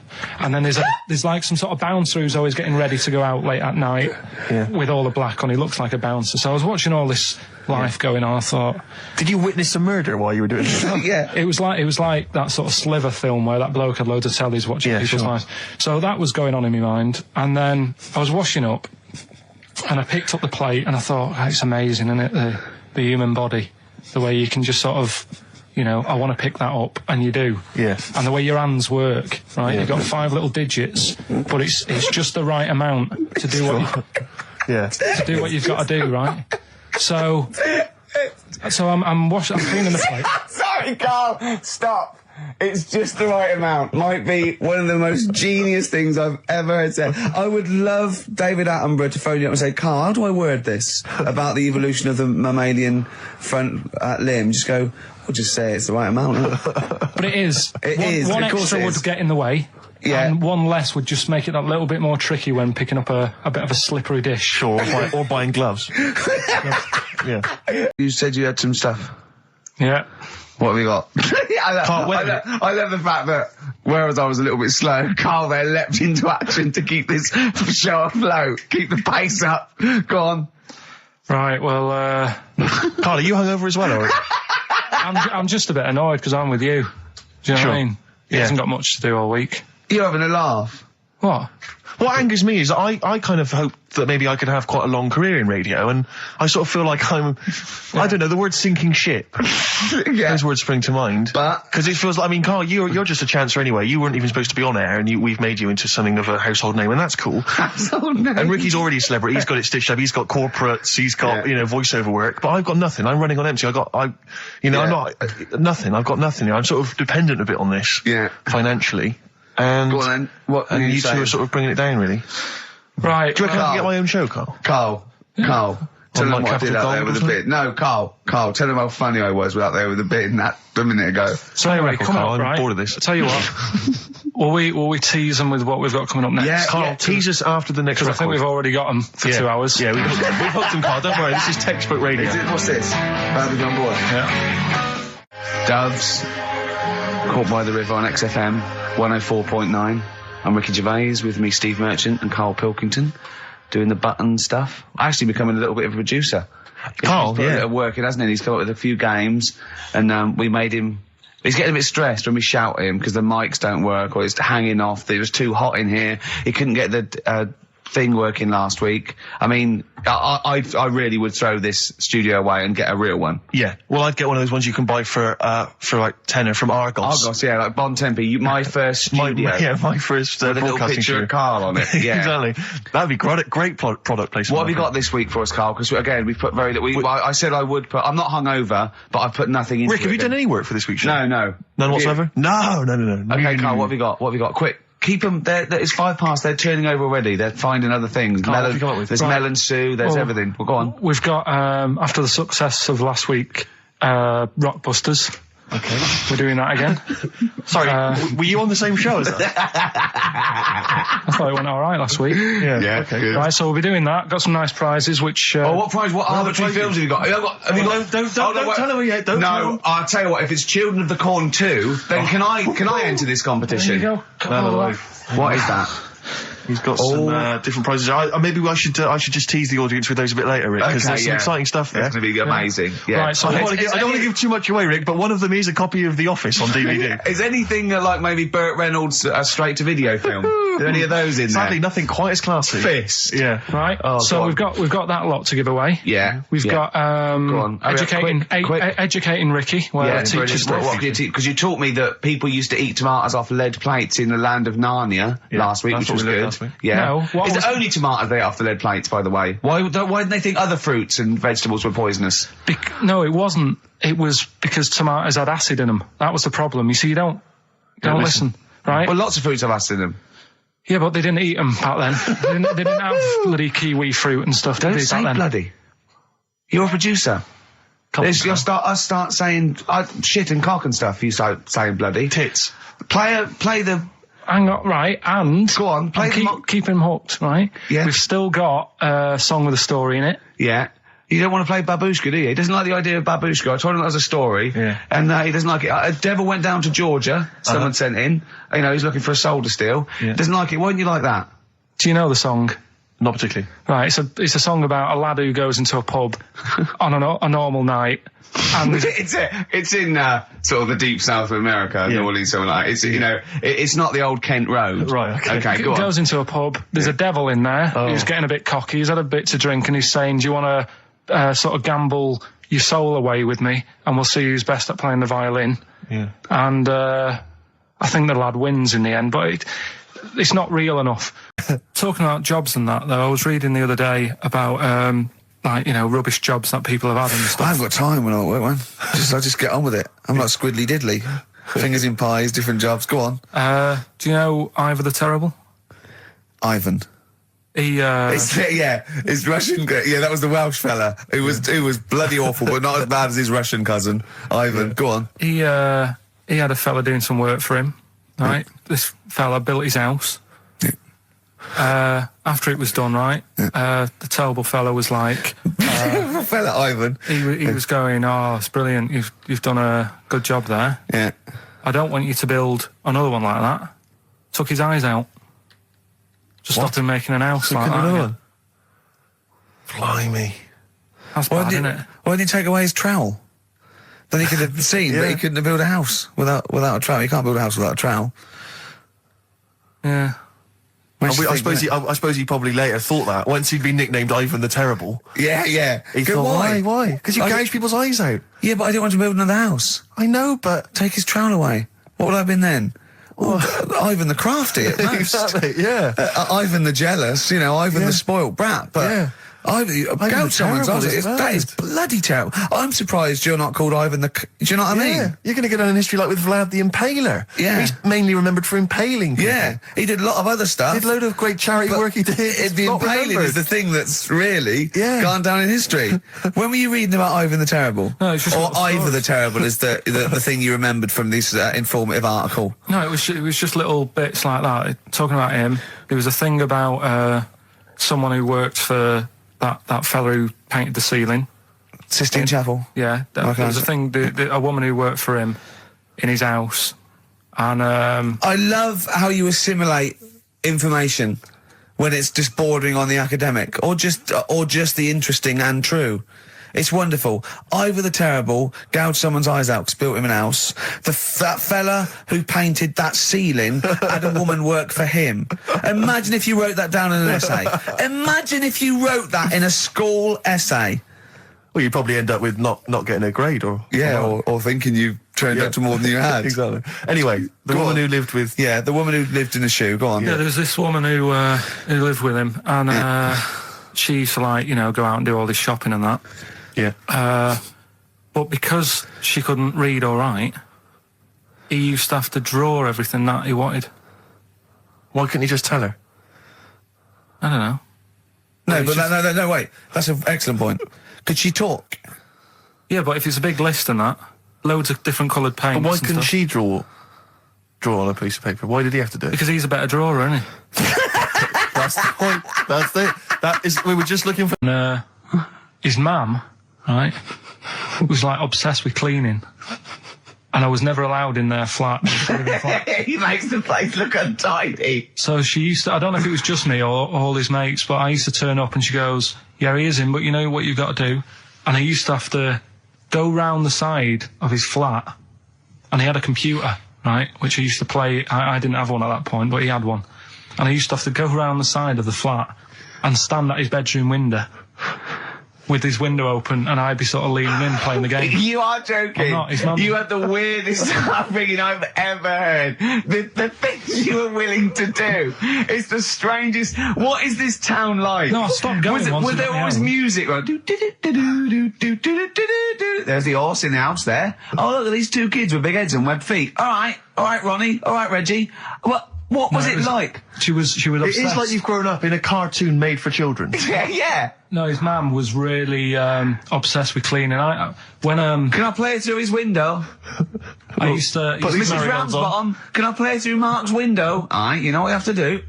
she used to be up till about Is 3 in that the morning. Pilkington again? What do you Have mean? you washed your hands? What up till 3 in the morning? She Washing? used to be up doing the tiles in the kitchen. Washing until 3 in the morning. It's at 3 in the morning. And for ages and ages, that saying that out on the tiles, I used to think that came from, like, his mum. Because she was out, like, cleaning them late. So, till I was about 13, I thought that saying, out late, on the tiles, Yeah. was... And now you're not confused by anything. Well... There's no misunderstandings in your life now, is there? See the grass, seen the light. I just think of people... sort of other Saturday going, you coming shopping? I go, I can't, I'm listening to XFM, there might be some monkey news. And they waited 2 hours for that. What sort of a show has a feature called Monkey News? Well, I have to say, the monkey story has been corroborated. Which one? Well, this one, it says, police in Britain this week are on the lookout for a very different kind of burglar. A chimpanzee who has been sighted breaking into a house in Hackney, stealing a mobile phone and leaving. The chimp is also the prime suspect in a break and entry in a nearby house where part of a radio was taken. One policeman stated that it might have been trained to steal, but a monkey's not going to think, that's a mobile phone, I'll just have that. Look at Carl's face. Yeah. Fact. That's fact. WC, featuring Snoop, The Streets on XFM 104.9, Ricky Gervais, Steve Merchant, Karl Pilkington. I think we should kick off with a bit of a competition. I think we should get the listeners involved here. Phone up if you want to play XF Family Fortunes. Now, a lot of people, of course, won't be familiar with this because we played this in the very early days of XFM. Yeah. Do you want to explain the rules, or do you just want people to phone in? It's like Family Fortunes. We need two of you. I asked you... Do you remember we discussed this before? You can't say that. Yeah. And so get two on the line. You're competing against each other, and so it's fingers on the buzzers. Will you stop chewing, picking your teeth? I mean, even if the listeners can't, it really annoys me. It is a bit like having a chimp in the room. Do you know what I mean, Carl? Right. Have you ever seen him eat hot food? No. Honestly, it is like a chimp. Oh,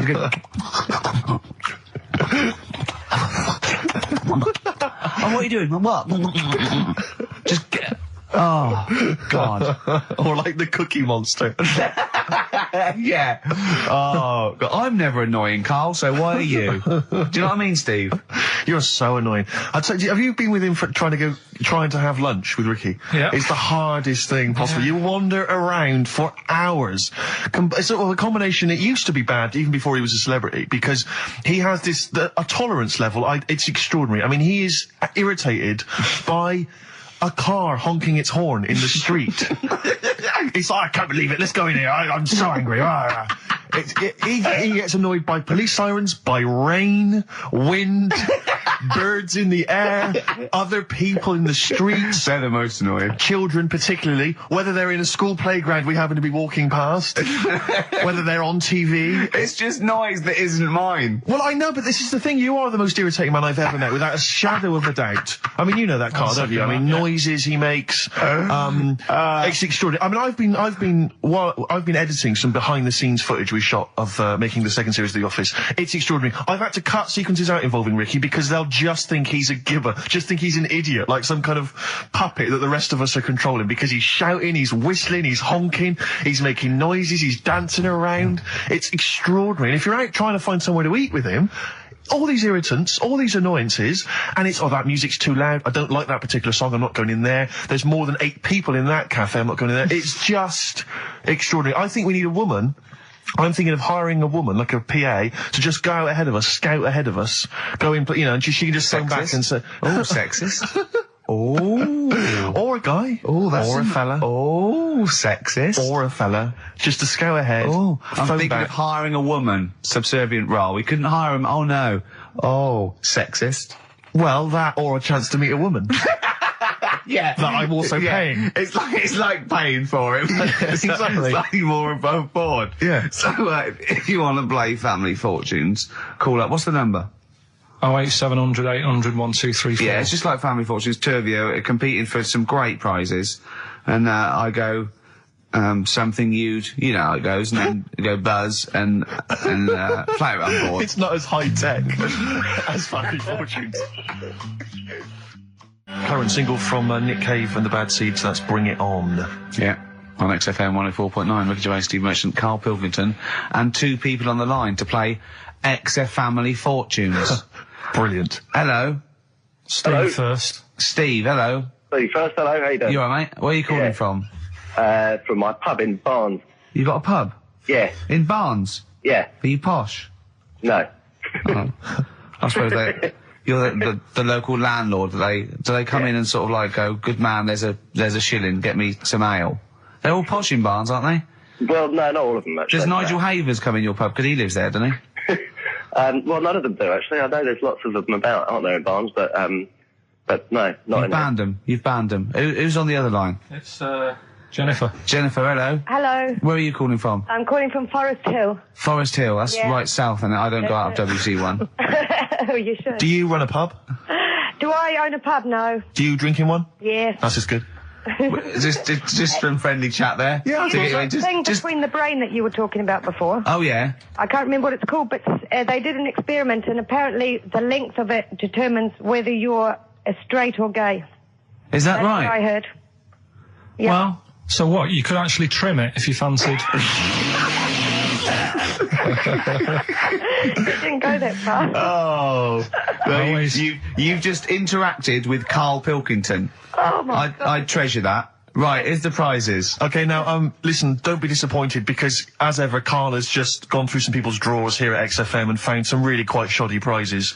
So, you get, on DVD, I don't know if you're a fan of it. Are they a German band? Rammstein or Rammstein? Oh, you'll enjoy that. But there's any number that includes Asch zu Asch, Spiel mit mir, and Hegelade. That's just some of the classics on this DVD of their greatest videos. Red Dwarf, the first. Do you think series. Germans sit around looking at ISIS records and going, look at these Wonderwall? Possibly so. Wow. The very best of the Stone Roses, although I might have that. So anyway, there's also an I Love You compilation, kind of appropriate, and a tribute to the Ramones, which might be interesting. So you can get the idea, Steve and Jennifer, the stakes are pretty high. Okay, here we go. Very happy, Extra Family fighting hard. Fortunes. So, fingers on the buzzers, just both go, wah! If you think you can answer this right, and then we, the highest answer or the top answer gets the chance to play or pass. If you play, you've got to get all 5 answers. There are 5 answers. Every wrong answer, you get a life, and I'll go, and when you lose 3 lifelines, then the other person can steal. It's as simple as that. If you've seen the show Family Fortunes, No, this is not based on anything I've ever seen ever in my life. Okay, right. Okay, fingers on the buzzers. Okay. Name something. We asked 8 of my mates, right? Something you associate with Karl Pilkington. Well, Okay, Jennifer, what? silliness. Yeah, that's the top answer, thick or dimness. Hang on. Do you want to play or pass? Play, please. Okay. Stay tuned, Stephen, because you might be able to steal if she gets 3 wrong. Okay? Right, okay. Right, we've got the top answer. 4 to go. Thick or dimness is top answer, obviously. Okay, Jennifer, some other things associated with Karl. Comedy. You'd think so, wouldn't you? Yeah. No, I don't even know who he is. you don't even know who he is? No, she does. She must And do. yet, bizarrely, she knows that silliness or Yeah. stupidity I is top know, I answer. Yeah, come on. Something else. The smelly eyebrows. One more wrong answer, and then Stephen gets a chance to steal. Okay. I don't know. People are screaming it at home. Very sensible. Oh, Was that very sorry. sensible? Yeah. Yeah. Okay, Stephen, can you think of one of the answers that Jennifer didn't get? Must be a mind for inane nonsense. Oh, well, I'm going to give you that because number 5 is even thicker. So, yeah, what you missed is, our top answer was thick or dim. Second top answer was Manchester. Third was Roundhead. 4th was airy Chinese kid. And 5 was, even thicker. So I think Stephen's the winner there. Yeah, I think he's done well. Yeah. You enjoy Rammstein, and you get the Stone Roses and an I Love You CD. So that's the pilot for this show, okay? When Blockbuster's all over, we're going to phase in XF Family Fortunes. Karl, thoughts? It's not that good, is it? Why? It's not that good. Just... I'm not that happy with it. Why? Why? Yeah. Well, just... What else? What? No. You're definitely right about that top answer. Well, thanks. So Stephen wins all those prizes. Yeah. Stay on the line and we'll take your address. And we'll send something to Jennifer as well for even bothering to talk to Karl. So what's this, Karl? What are you playing now? A badly drawn boy. Yeah, excellent. When are Bye. we doing Rockbusters then? Later. Can I just, sometimes I get told off by Karl. He gets a little bit sulky if I slag off the prizes that he sources for each competition. This is from Rob in Croydon. He's a former winner of Rockbusters. Yeah. He said he didn't even know what the prizes were going to be when he entered. He won, and sure enough, for one night only, he was a hero. The following morning, it was just Rob again, and all I had to show for my triumph are 5 compilation CDs. There's this little lad, right? Okay. First of all, it's years ago, right? When they didn't have decent doctors in like every town and that. Yeah. And this little kid is dead ill, right? Yeah. And the local doctor. Well, there's a phone call involved, so I don't really get the impression that it's like medieval times. Yeah. Yeah. But I didn't say that. I just said it's years ago. So this kid's ill, right? Yeah. And he's lying in the bed and. He's all going funny colour and that. Yeah. And his mum says, I'm going to get the local doctor round. The local doctor comes round. And he says, so I don't know what's up with him. He said, leave it with me. Leave it with me? He said, the doctor said that? I'll have he said, I'll phone up a top doctor. Okay. Who was in America or something like that. And so he goes to the phone in his office and he calls America, and because it's years ago the phone line isn't that good, it's all crackly and that, right? Yeah. So he's talking to the doctor and he's saying, I've got this kid, he's a funny colour and he's really weak and that. I don't know what's he's not giving him much to go on. Right? Sure. So the American doctor, right? Yeah. He goes, yeah, what you want to do? And it's all breaking up, right? Yeah. He goes, what you got to do? You got to it's all breaking up.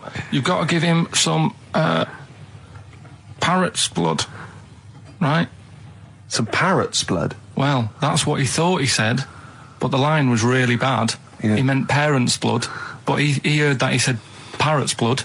He said, right, I'll do that. Leave it with me. I can see where this is going. He goes to a pet shop. Yeah. He says, give us like half a dozen parrots. Sure. Takes them round to the kid's house. Takes the blood from the parrots, puts it into the kid. Kid's fine. The kid's fine?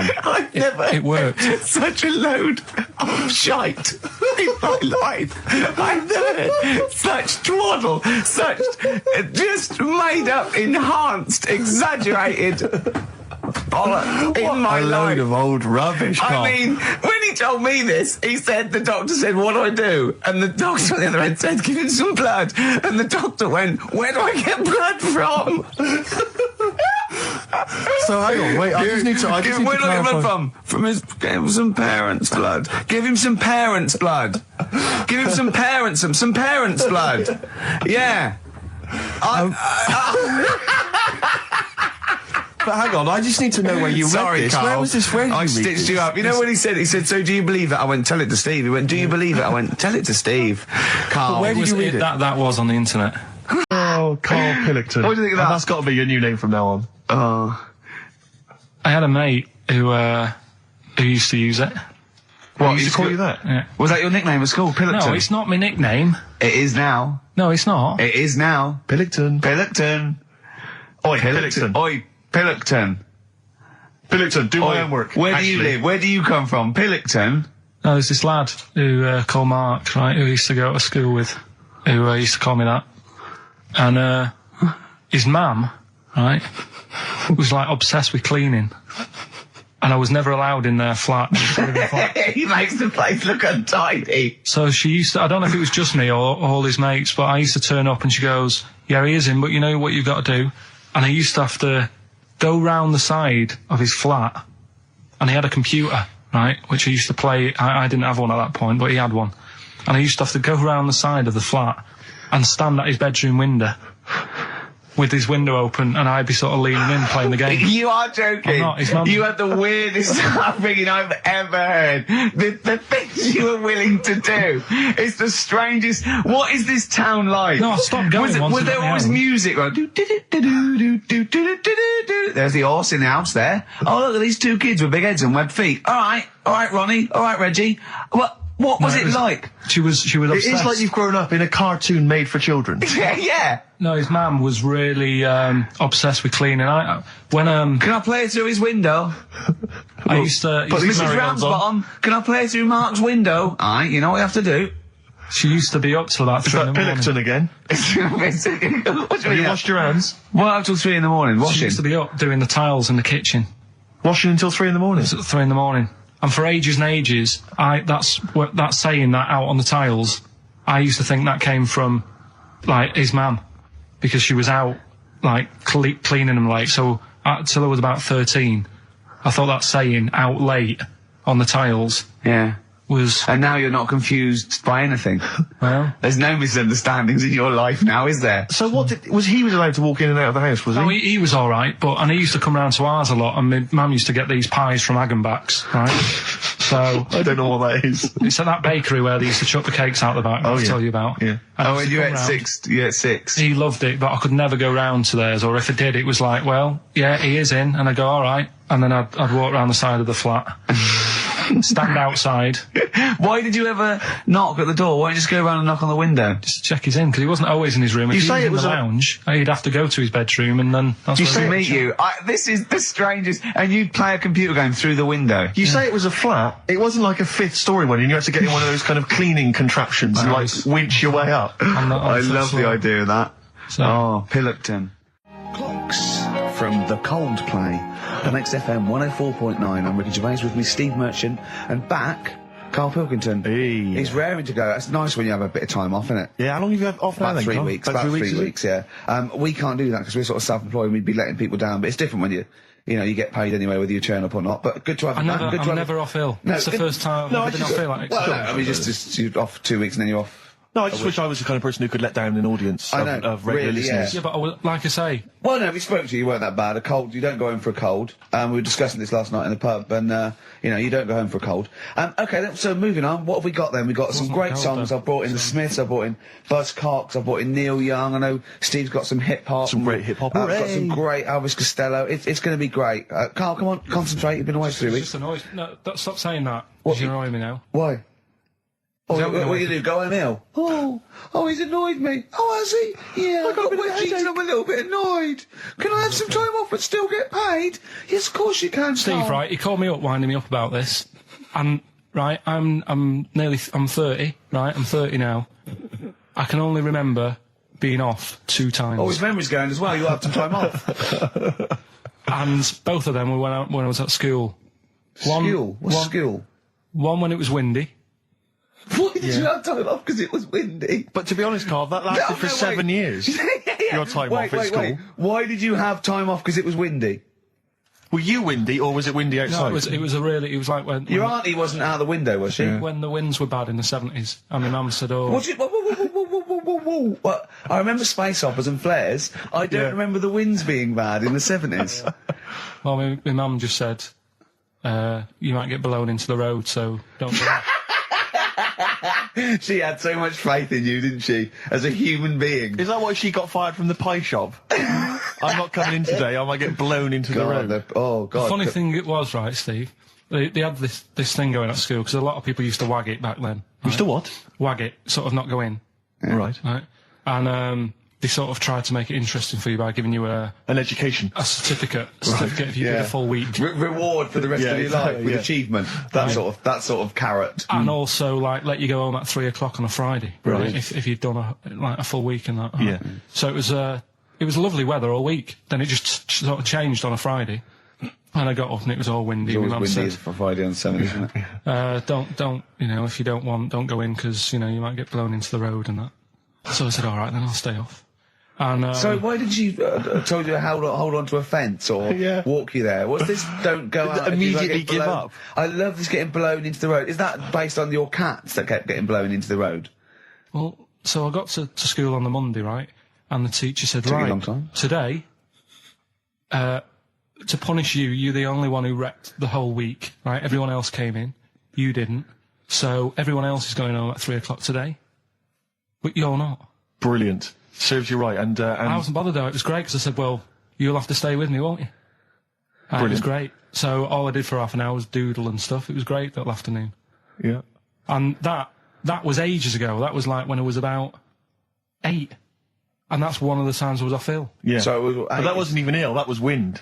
Yeah. Yeah. So Yeah. Yeah, it's a bit different when you're To in be the honest with adult you- world, though, Carl. You can't just not turn up because you've got a bit of a cold or you're a bit fed up. I mean, we had an appointment 4 o'clock Thursday, wasn't it? And he had to call it because I cancelled it. Meeting went on a bit late. Time management. Get things done. If it was important, you'd get it done. Play a record, Carl. Pull your finger out, please.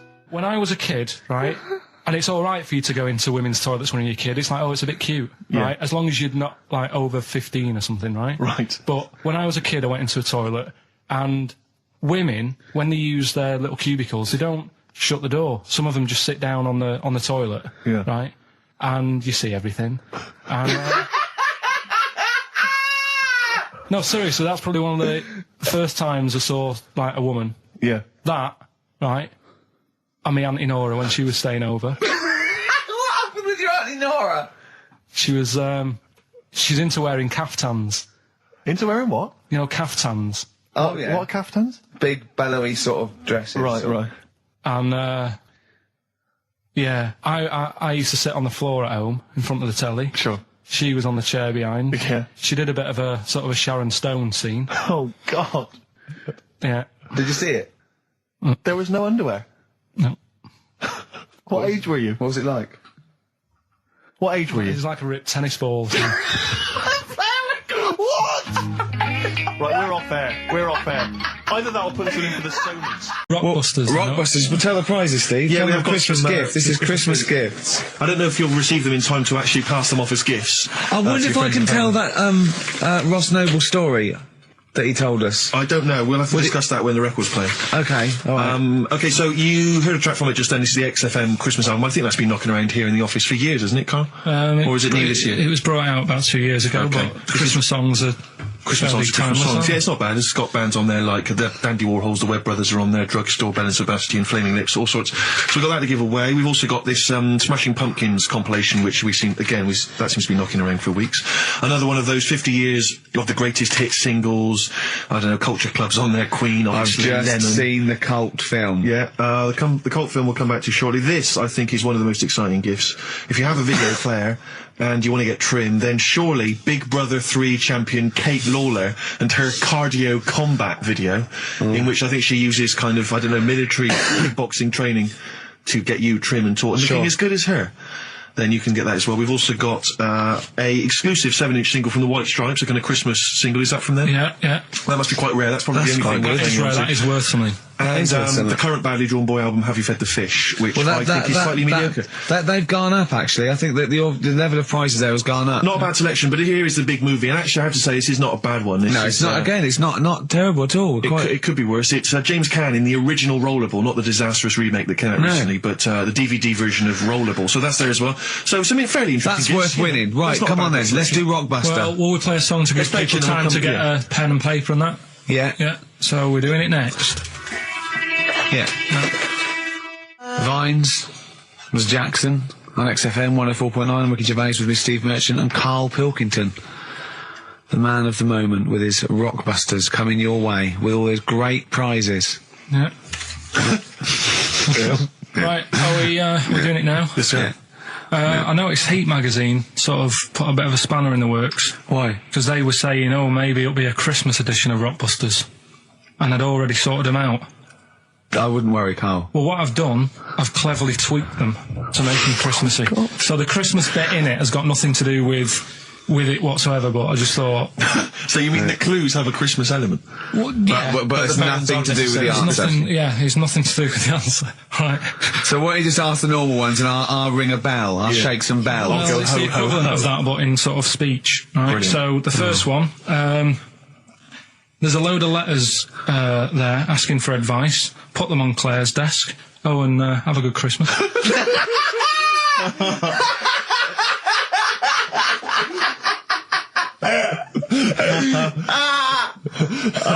Give it to us again. Oh, God! Right, so there's a load of letters asking for advice. Put them on Claire's desk. Oh, and have a good Christmas. Right, but bear in mind, people, that the Christmas element may not be relevant to No, these that's got clues. nothing to do with it. I don't want to... Okay. You know. And the initial letter is F, right?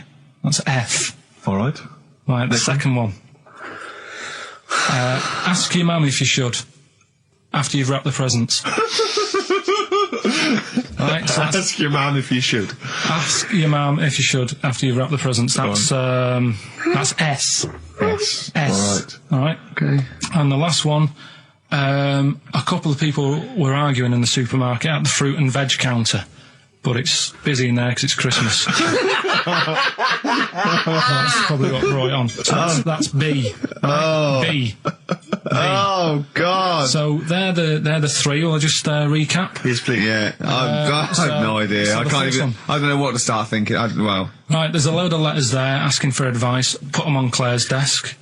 Have a good Christmas. Have a good Christmas. Second one, ask your mum if you should. After you're at the prison. S. And the last one, a couple of people were arguing in the supermarket at the fruit and veg counter. But it's busy in there because it's Christmas. Busy because it's Christmas. That's a B. So they're the three things. It's email only, this one. Please remember that. ricky.gervais@xfm.co.uk. ricky.gervais@xfm.co.uk. Yeah. Brilliant. Carl looks happy with them. He looks he's really very happy pleased, with and them. rightly so. They're cracking. They're good. Yeah, They're good. Pleased with those. So, All right, is there going to be more Rockbusters in the new year? We're not sure. I'm still, thinking about new ideas that we can do. Okay. Are we starting Ridiculous today? Have you done Couldn't be anything? bothered. Couldn't be Right, bothered. couldn't be hard. Look Right. forward to Ricky Dickless. And he's worried about. He nearly said asked, and he just stopped because he's worried because he's the producer. Yeah, well, I've got to set a standard. haven't Oh dear. Carl, you have, mate. You have. I? So that's that. We've still got to come. I'll tell you what. Why don't we have a lovely tune? Yeah. Right, you make the tea. We're opening these biscuits from Alexandra. Yeah. We'll be enjoying that. Right, maybe segue so we can have a nice little, rest. I don't want to talk through it; it'd be rude. And then we're coming back, and as part of like Parkinson, and do we need them? Do we need them? Yeah. Carl has interviewed an expert on jellyfish. Brilliant. So we've got that. Plus, of course, we've got a two-part Educating Ricky. You've got Educating Ricky still to come. With a Christmas theme or not? And we've still got No. things like the Pogues, John Lennon, Joni Mitchell, just David Bowie. Are you suggesting there's going to be some great music and some Great fun music chat? and some fun chat. Lovely. Let's do a classic. Let's do a big stomp in one of the best Christmas songs of all time, shall we? What are you thinking? Fairy Tale in New York. Excellent. Fairy Tale in New York. Oh, it's always amazing. Pogues featuring Christian McCall on XFM 104.9, the Christmas edition. Indeed. David Bowie, Everyone Says Hi. It's quite a melancholy feeling about today's show, isn't it, that Christmas? I think there's often... Carl with his Victoria Plum. I want to see a Victoria Plum. I want to know what it is. Does it look like a little gnome? It's a woman gnome. A female gnome? Yeah. A little gnome. Well, And yeah. Did your mum collect gnomes? She likes anything gnomes. She likes fairies. She likes Indians. She collects all that stuff. Yeah, and it doesn't matter what it is. What do you mean? Like a proper Indian with all the headgear on. Oh, Native A American. Native American, She likes anything with them on. Like, it can be a fridge magnet. It can be just A anything. lot of But- Native American wisdom is around the fridge magnet because they think it has special powers of adhesion. Yeah. Yeah, that's you read some of their great writings, the great works. Snowbird from Mark Heights are part of his covers album. He's so happy that the XFM listeners understand his stupid clues, and he knows it annoys me. We've got some right We'll answers be for giving out the Rockbusters. answers just quickly, just in case someone sort of missed one of them. I'll just quickly do them, yeah? Yeah, go on. First one, there's a load Short of letters. show. There's a load of letters there asking for advice. Put them on Claire's desk. Oh, a Merry Christmas. Ask your mum if you should. Oh, a Merry Christmas. And a couple of people were arguing in the supermarket. It was at the fruit Christmas, and that's veg why. counter. And that's B. Okay, we'll give those answers out shortly. Yeah. I just have to show you something, Rick, before we move on. I know we've got another Educating Ricky, but someone just sent this in. Yeah. They've been looking on eBay for Victoria Plum. You're joking? Come here and see the photograph. Oh, God, that's fantastic. That's it. Oh, God, he got that for his mum. It's the worst piece of tat I've ever seen. Carl! Carl. Imagine how... Oh, Gutted. Carl. Imagine how... Look, think of him now, right? There it is. That's the worst thing I've ever seen. I'll tell you what, it looks like a Diddy man gone wrong. It's it looks like extraordinary. a Diddy man prostitute. That is... Is that the one, Carl? Is that... Well, it was a different colour. It had a yellow at mine. No, but look, How do they get? Tell them they Okay, so, go into eBay. So you need to log on to ebay.co.uk. I'm sure you've used it before. It's the online marketplace, ebay.co.uk. And if you type in Victoria Plum, I'm assuming that you can track this down. That's amazing. It's the worst piece of rubbish just I've ever think seen. how cute he was as a kid, though, doing that. Just think of him, just going, just seeing that and thinking, oh, like she likes gnomes. It's the worst thing I've ever seen. I mean, to be fair, I don't know what her prize collection of gnomes looks like, but I can't imagine they're much better than that. I mean, gnomes are a fairly grotesque thing. But certainly your mum's taste and discretion is... Did you have those houses on your estate? You'd go in there and it was just loads of those dolls still in their packaging all around the room. And sort of like one of those homes that keeps the sort of packaging on the three-piece suite. Why don't you buy another one for her for Christmas? Yeah. It's $3.99. It looks, but that's £2.49 because that was $3.99. Well. Oh, buy it, Carl. No, I've got her. Hi, I'm Ricky Gervais. With me, Steve Merchant and Karl Pilkington. Karl, over to you. This is the time where we play, well, the world famous quiz, isn't it? Rockbusters, isn't it? Yeah. Which is Blockbusters, but with music. See you later. Cryptic clues and that. Do you want to say? Not really, Steve, not really cryptic, but go on. We've got a number of DVDs to give away, including some teachers' DVDs. We've got a bunch of CDs here, and also Ricky Gervais's live stand-up DVD, Animals, brilliant. which Cool. is not good at all. I really would not encourage people to buy that. It is weak observations, poorly performed. I would recommend The Office Series 2 on DVD. Rubbish That's in still that. I'm available. awful in that. You can actually see me forgetting some of my lines. That's true. Go on. Right then, so cryptic clues. Just an example, might be new. I reckon people will be staying in today because it's raining and that, so might not have heard it before. So, like... or they have and they're not listening. Yeah. Well, whatever. Good. You gave up on that, did you? Well, give us an example of the sort of thing. Jesus. All right, maybe don't. Listen, Don't say that long. I'm a broadcaster. Yeah, words are my tool. Go on. All right, forget that. Come on, Baldy. Right, three clues then. Here's the first one. It's a band or an artist. Yeah. Right? I'm going to the northeast. What are you going there for? Good point. Good question. Right? Yeah, if it had been why you're going to the northwest, that's a different matter. Go on. Going to the northeast. What are you going there for? Right? Yeah. S is the initial, so it's a band or an artist it starts with an S, and that's the clue. Right? Second one. She's related to the man in the lamp. Right? That's G. Right? She's related to the man in the lamp. Right? And the third one is, the Jamaican fella would love to live there, but it's a little bit pricey. Oh, God, I feel an accent coming That's on. one where you're going to have to think about it with the accent. I imagine. Initials there, DS for that one. Right? So the Jamaican fella would love to live there, but, you know, it's a bit dear and that, isn't it? A bit pricey. So, So give us some again, quickly. right, the first one, I'm going to the northeast. What are you going there for? That's S.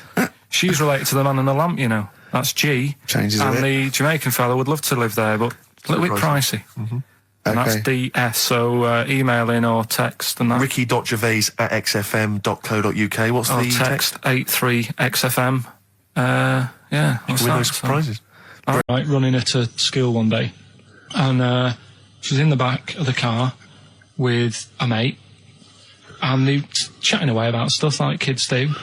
And they got onto the topic of one of the mates who they said, I mean, you've got to remember, this point was probably about 5 or 6, something like that, right? In the back of the car, talking about My Little Pony, whatever it is they play with. Subject changed. That Lisa in our class, she's a lesbian, isn't she? Right. That was that's what they were talking about. Yeah. Chatting away about it. Just openly talking about lesbianism. And probably, you know, this is the topic that they're talking about in the pub when they're having out drinking. Yeah, but they might have thought a lesbian was a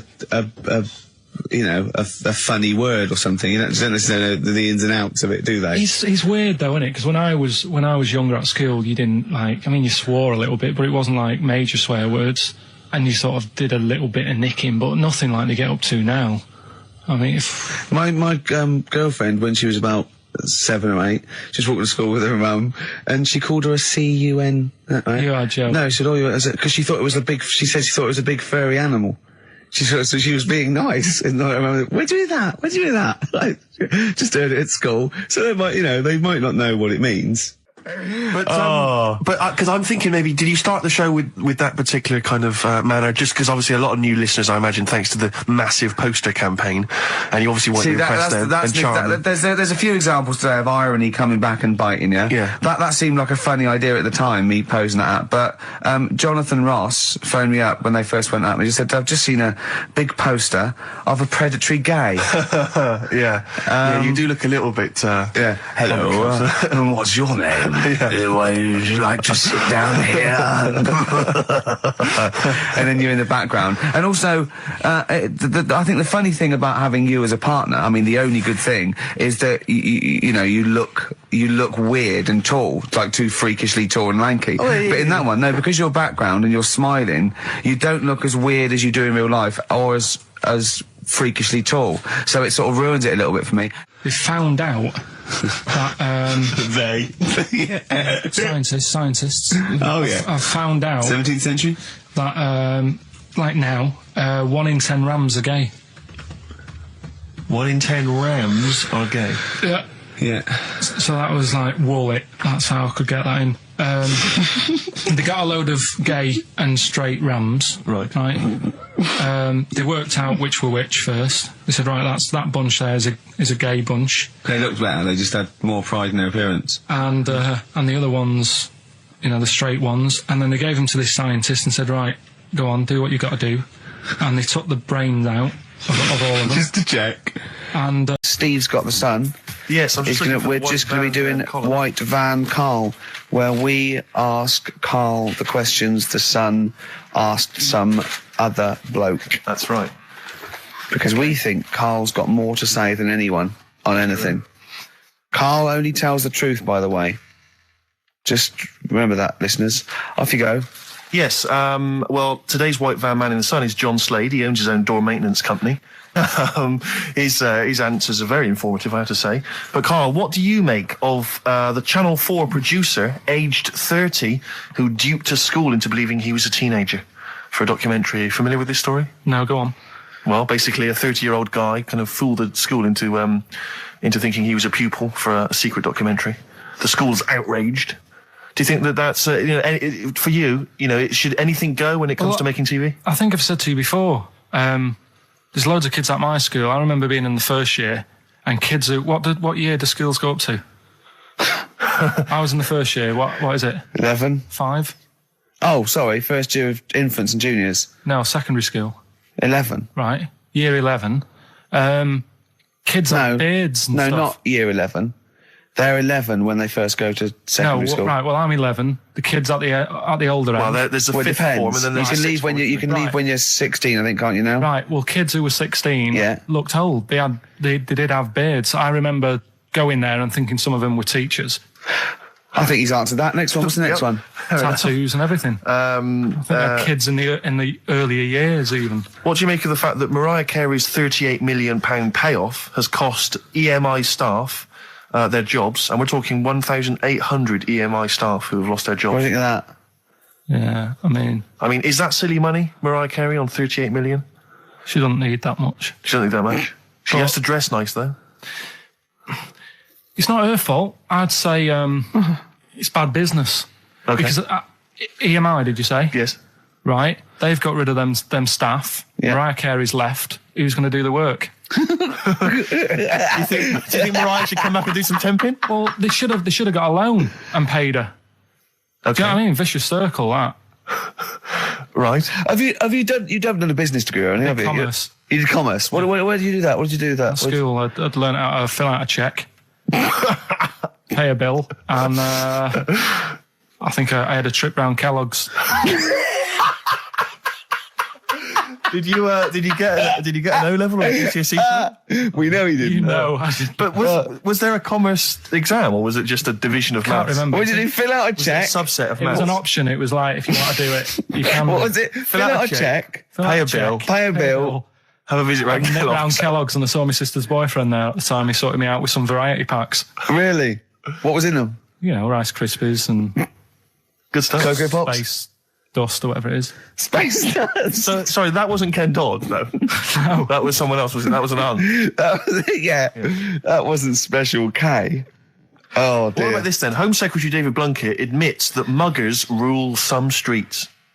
Weird this, because when I was out with you... I don't believe it's going to be weird, whatever you say, No, Carl. when we were in that pub that night and we got talking about muggers and that, the tip is what I tend to do, because I nearly got mugged once. Act You mental. what? You nearly got mugged once? I nearly got mugged. Yeah. But I tried this technique of acting a bit mental. Right, and how did you act mental? Well, this guy wanted me trainers. And I was in Piccadilly Gardens in Manchester. And it was quite late one night. Mm-hmm. And he come up, he said, I want them trainers. I said, you want them? I said, I worked hard for these. He said, how dare you come to me asking? And I got a bit livid. And I think he looked at me like, oh my God, he's got a right one here. And he left me. Were you acting mental or were you just mental? No, I put it on a bit. Were you not petrified though? Well, you don't think about it, do you, when you're sort of in the eyes of danger? Well, not you. Clearly, you're a brave man. So, what did you say? I just went a bit mad. I just kind of, because he said he wanted the trainers and they were dear ones at the time. And I just, no, you're not having these. So I've crafted you. I said, I wanted these trainers. Yeah. And, went on to telling how I work at printers and I don't enjoy it. And, I put in all these hours and that and I have to cycle home for about 5 miles. And Did he give you his trainers? Yeah. Did he have a knife or I anything? just left. No, it didn't get that violent. Well, that's very brave of you, Carl. Yeah, it's That's good. good advice, though. Just act mental. See, what's it? Should have tried it the other night. Oh, Liza Minnelli. Yeah. Well, she says, I've worked hard for these diamonds. Yeah. Not easy being the daughter of Judy Garland. You don't know what it's like. You know a lot about paying bills and writing out checks. Yeah. Tell us about Kellogg's. What was it like? What was in the factory? Was it just like squashing bits of corn? And... Pretty boring, really. Just loads of conveyor belts, boxes of cornflakes everywhere. Just what you imagine. Yeah. So is it more, this is where you might be working? This is where you're likely to work if you Possibly. leave There was school. 2 trips. There was that and the trip to Manchester Evening News. Okay. And I left that early because I had a job in Cordon Bleu. In Kellogg's. Cordon Bleu, what's that? It's like a supermarket. Yeah? And I had to leave the trip early and the teacher went mad saying they'd thought I'd got lost on the, in the building and stuff. What, you It didn't caused tell a anyone? uproar. No, because it was like day 2 of working in this supermarket and I couldn't be late. I thought by the time I explain where I've got to go and everything, I'll be even later. Sure. So I just left, and then apparently they were searching the building and everything for me. Oh, I was were you? stuck in a printer. Don't know. Stuck in a printer? I don't know. What was the printer's name? You worked at a supermarket called Cordon Bleu. Yeah. Cordon Bleu. Brilliant. That's great, isn't it? It's rubbish. Oh. Got sacked. You had to What'd you get sacked for? Messing about in a back in the car park round the back. Yeah. Right, there was a grid, and all the concrete had gone funny. So when it rains, you got like a big lake. Oh, yeah. Right. And I got in. Do you know those big metal trolleys you get to like put all the food in while? Oh, yeah. And I got in one of them and pushed myself out into this lake. Of cement. No, Of I water. got full Oh, it of was water water, 'cause it'd been right, raining. right. And I got stuck in the middle, right? And the boss was like, where's Carl? He's meant to be doing, facing up the beans. And I was like, You were stranded in a lake. So someone said, I saw him messing about out the back. He came out and saw me stuck in the middle of this lake in a trolley. And he said, get back in. I said, Would you say, no, I'm filming sharks? I said, it's too deep. I can't get out. You'll have to pass me something. And he said, I'm not passing you nothing. He said, you can get out of there and walk through it. I said, I'm not. I've got my trainers on, probably the same ones. Yeah, you've risked actually. your life for them. Yeah. I said, I'm not getting these wet. He said, what are you going to do? I said, I'm going to wait for the water to go down the grid. He said, the grid's blocked. Now get out or you're sacked. I said, well, I'm not getting out. He said, right, you're sacked. Right, well, it's time for White Van Man, which is where we ask Carl the questions that the Sun asks someone else. Exactly. It's an article in there where they ask them, typical man on the street, the big questions of the day, gives them their platform to the nation, and we think this is just too good to let out because we only care about one person's opinion in the country now. That's true enough. He's the King Man, and there he is. There he is. Right. What do you make of New York's ex-police chief saying we need more bobbies on the beat?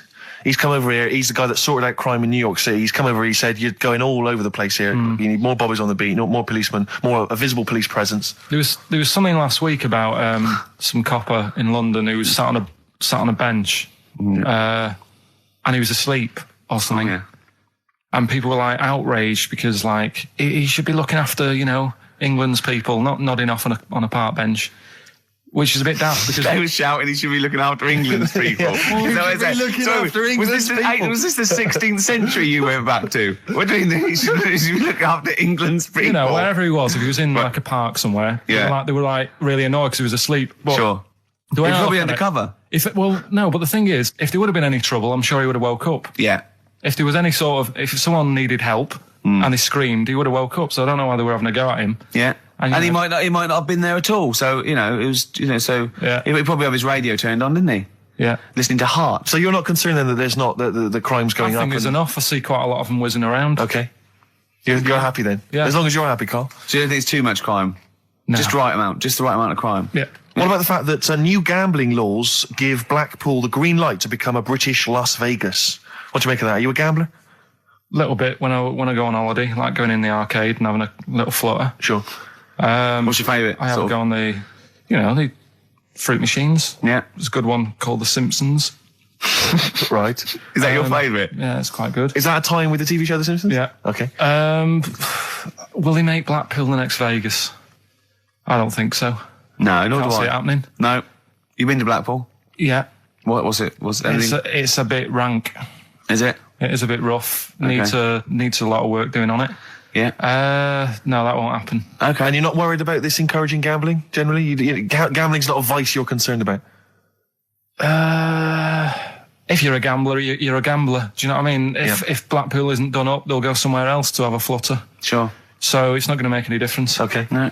Well, it's time. Well. Go on. That time, isn't it? Yeah. Play the jingle.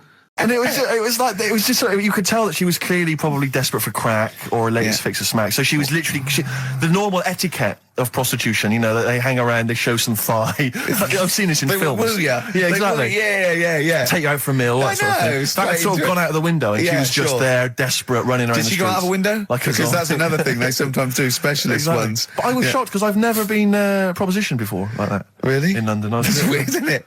Carl, thoughts? I think you'd be sort of approached a lot because they tend to sort of go for people who look like they haven't got much chance. Sure. And I'm not being mean. No. I've known you a long time. Sorry, I'll let you go back to it. In what way aren't you being mean? By saying that Steve knows is a little bit odd looking. I don't think. Well, no, he does. Do you know? Yeah, no, but it's not what he thinks of his looks. Yeah. It's what he thinks of you talking about his looks on. No, but it's like how you were talking before about, you know, your eyes are bad. It's nature's little way of saying, look, nothing to see here, right? I don't get that. I don't know what you mean. But when you look in the mirror and that, they've gone, look, he hasn't got the looks, let's make his eyes bad, right? Yeah. Nothing to see here. Yeah. That's what I'm saying. They're balancing it out, right? Yeah. And it's funny, right? Now we're on the topic. Sorry, right, Johnny Depp. Now listen, but my chest is gonna burst at this moment. Whenever we go into this conversation, I always think to myself, Carl, do you know what you look like? I'm gonna burst. Seriously, can I be honest with you? You look like, you know, if you've got like a balloon, a hot air balloon, right? Just a little balloon, like a party balloon.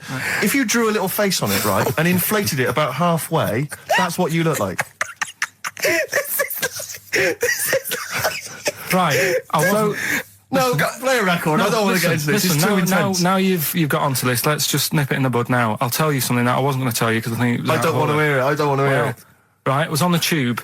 Right. Well, I was. Someone told me they were on the tube. Right, and the tube pulled into a station. Right, and one of the women saw the poster that's out at the moment with you and Rick on it. Right. Yeah. So this woman apparently goes, "Oh look, there's Ricky. Ricky's on the radio." Right.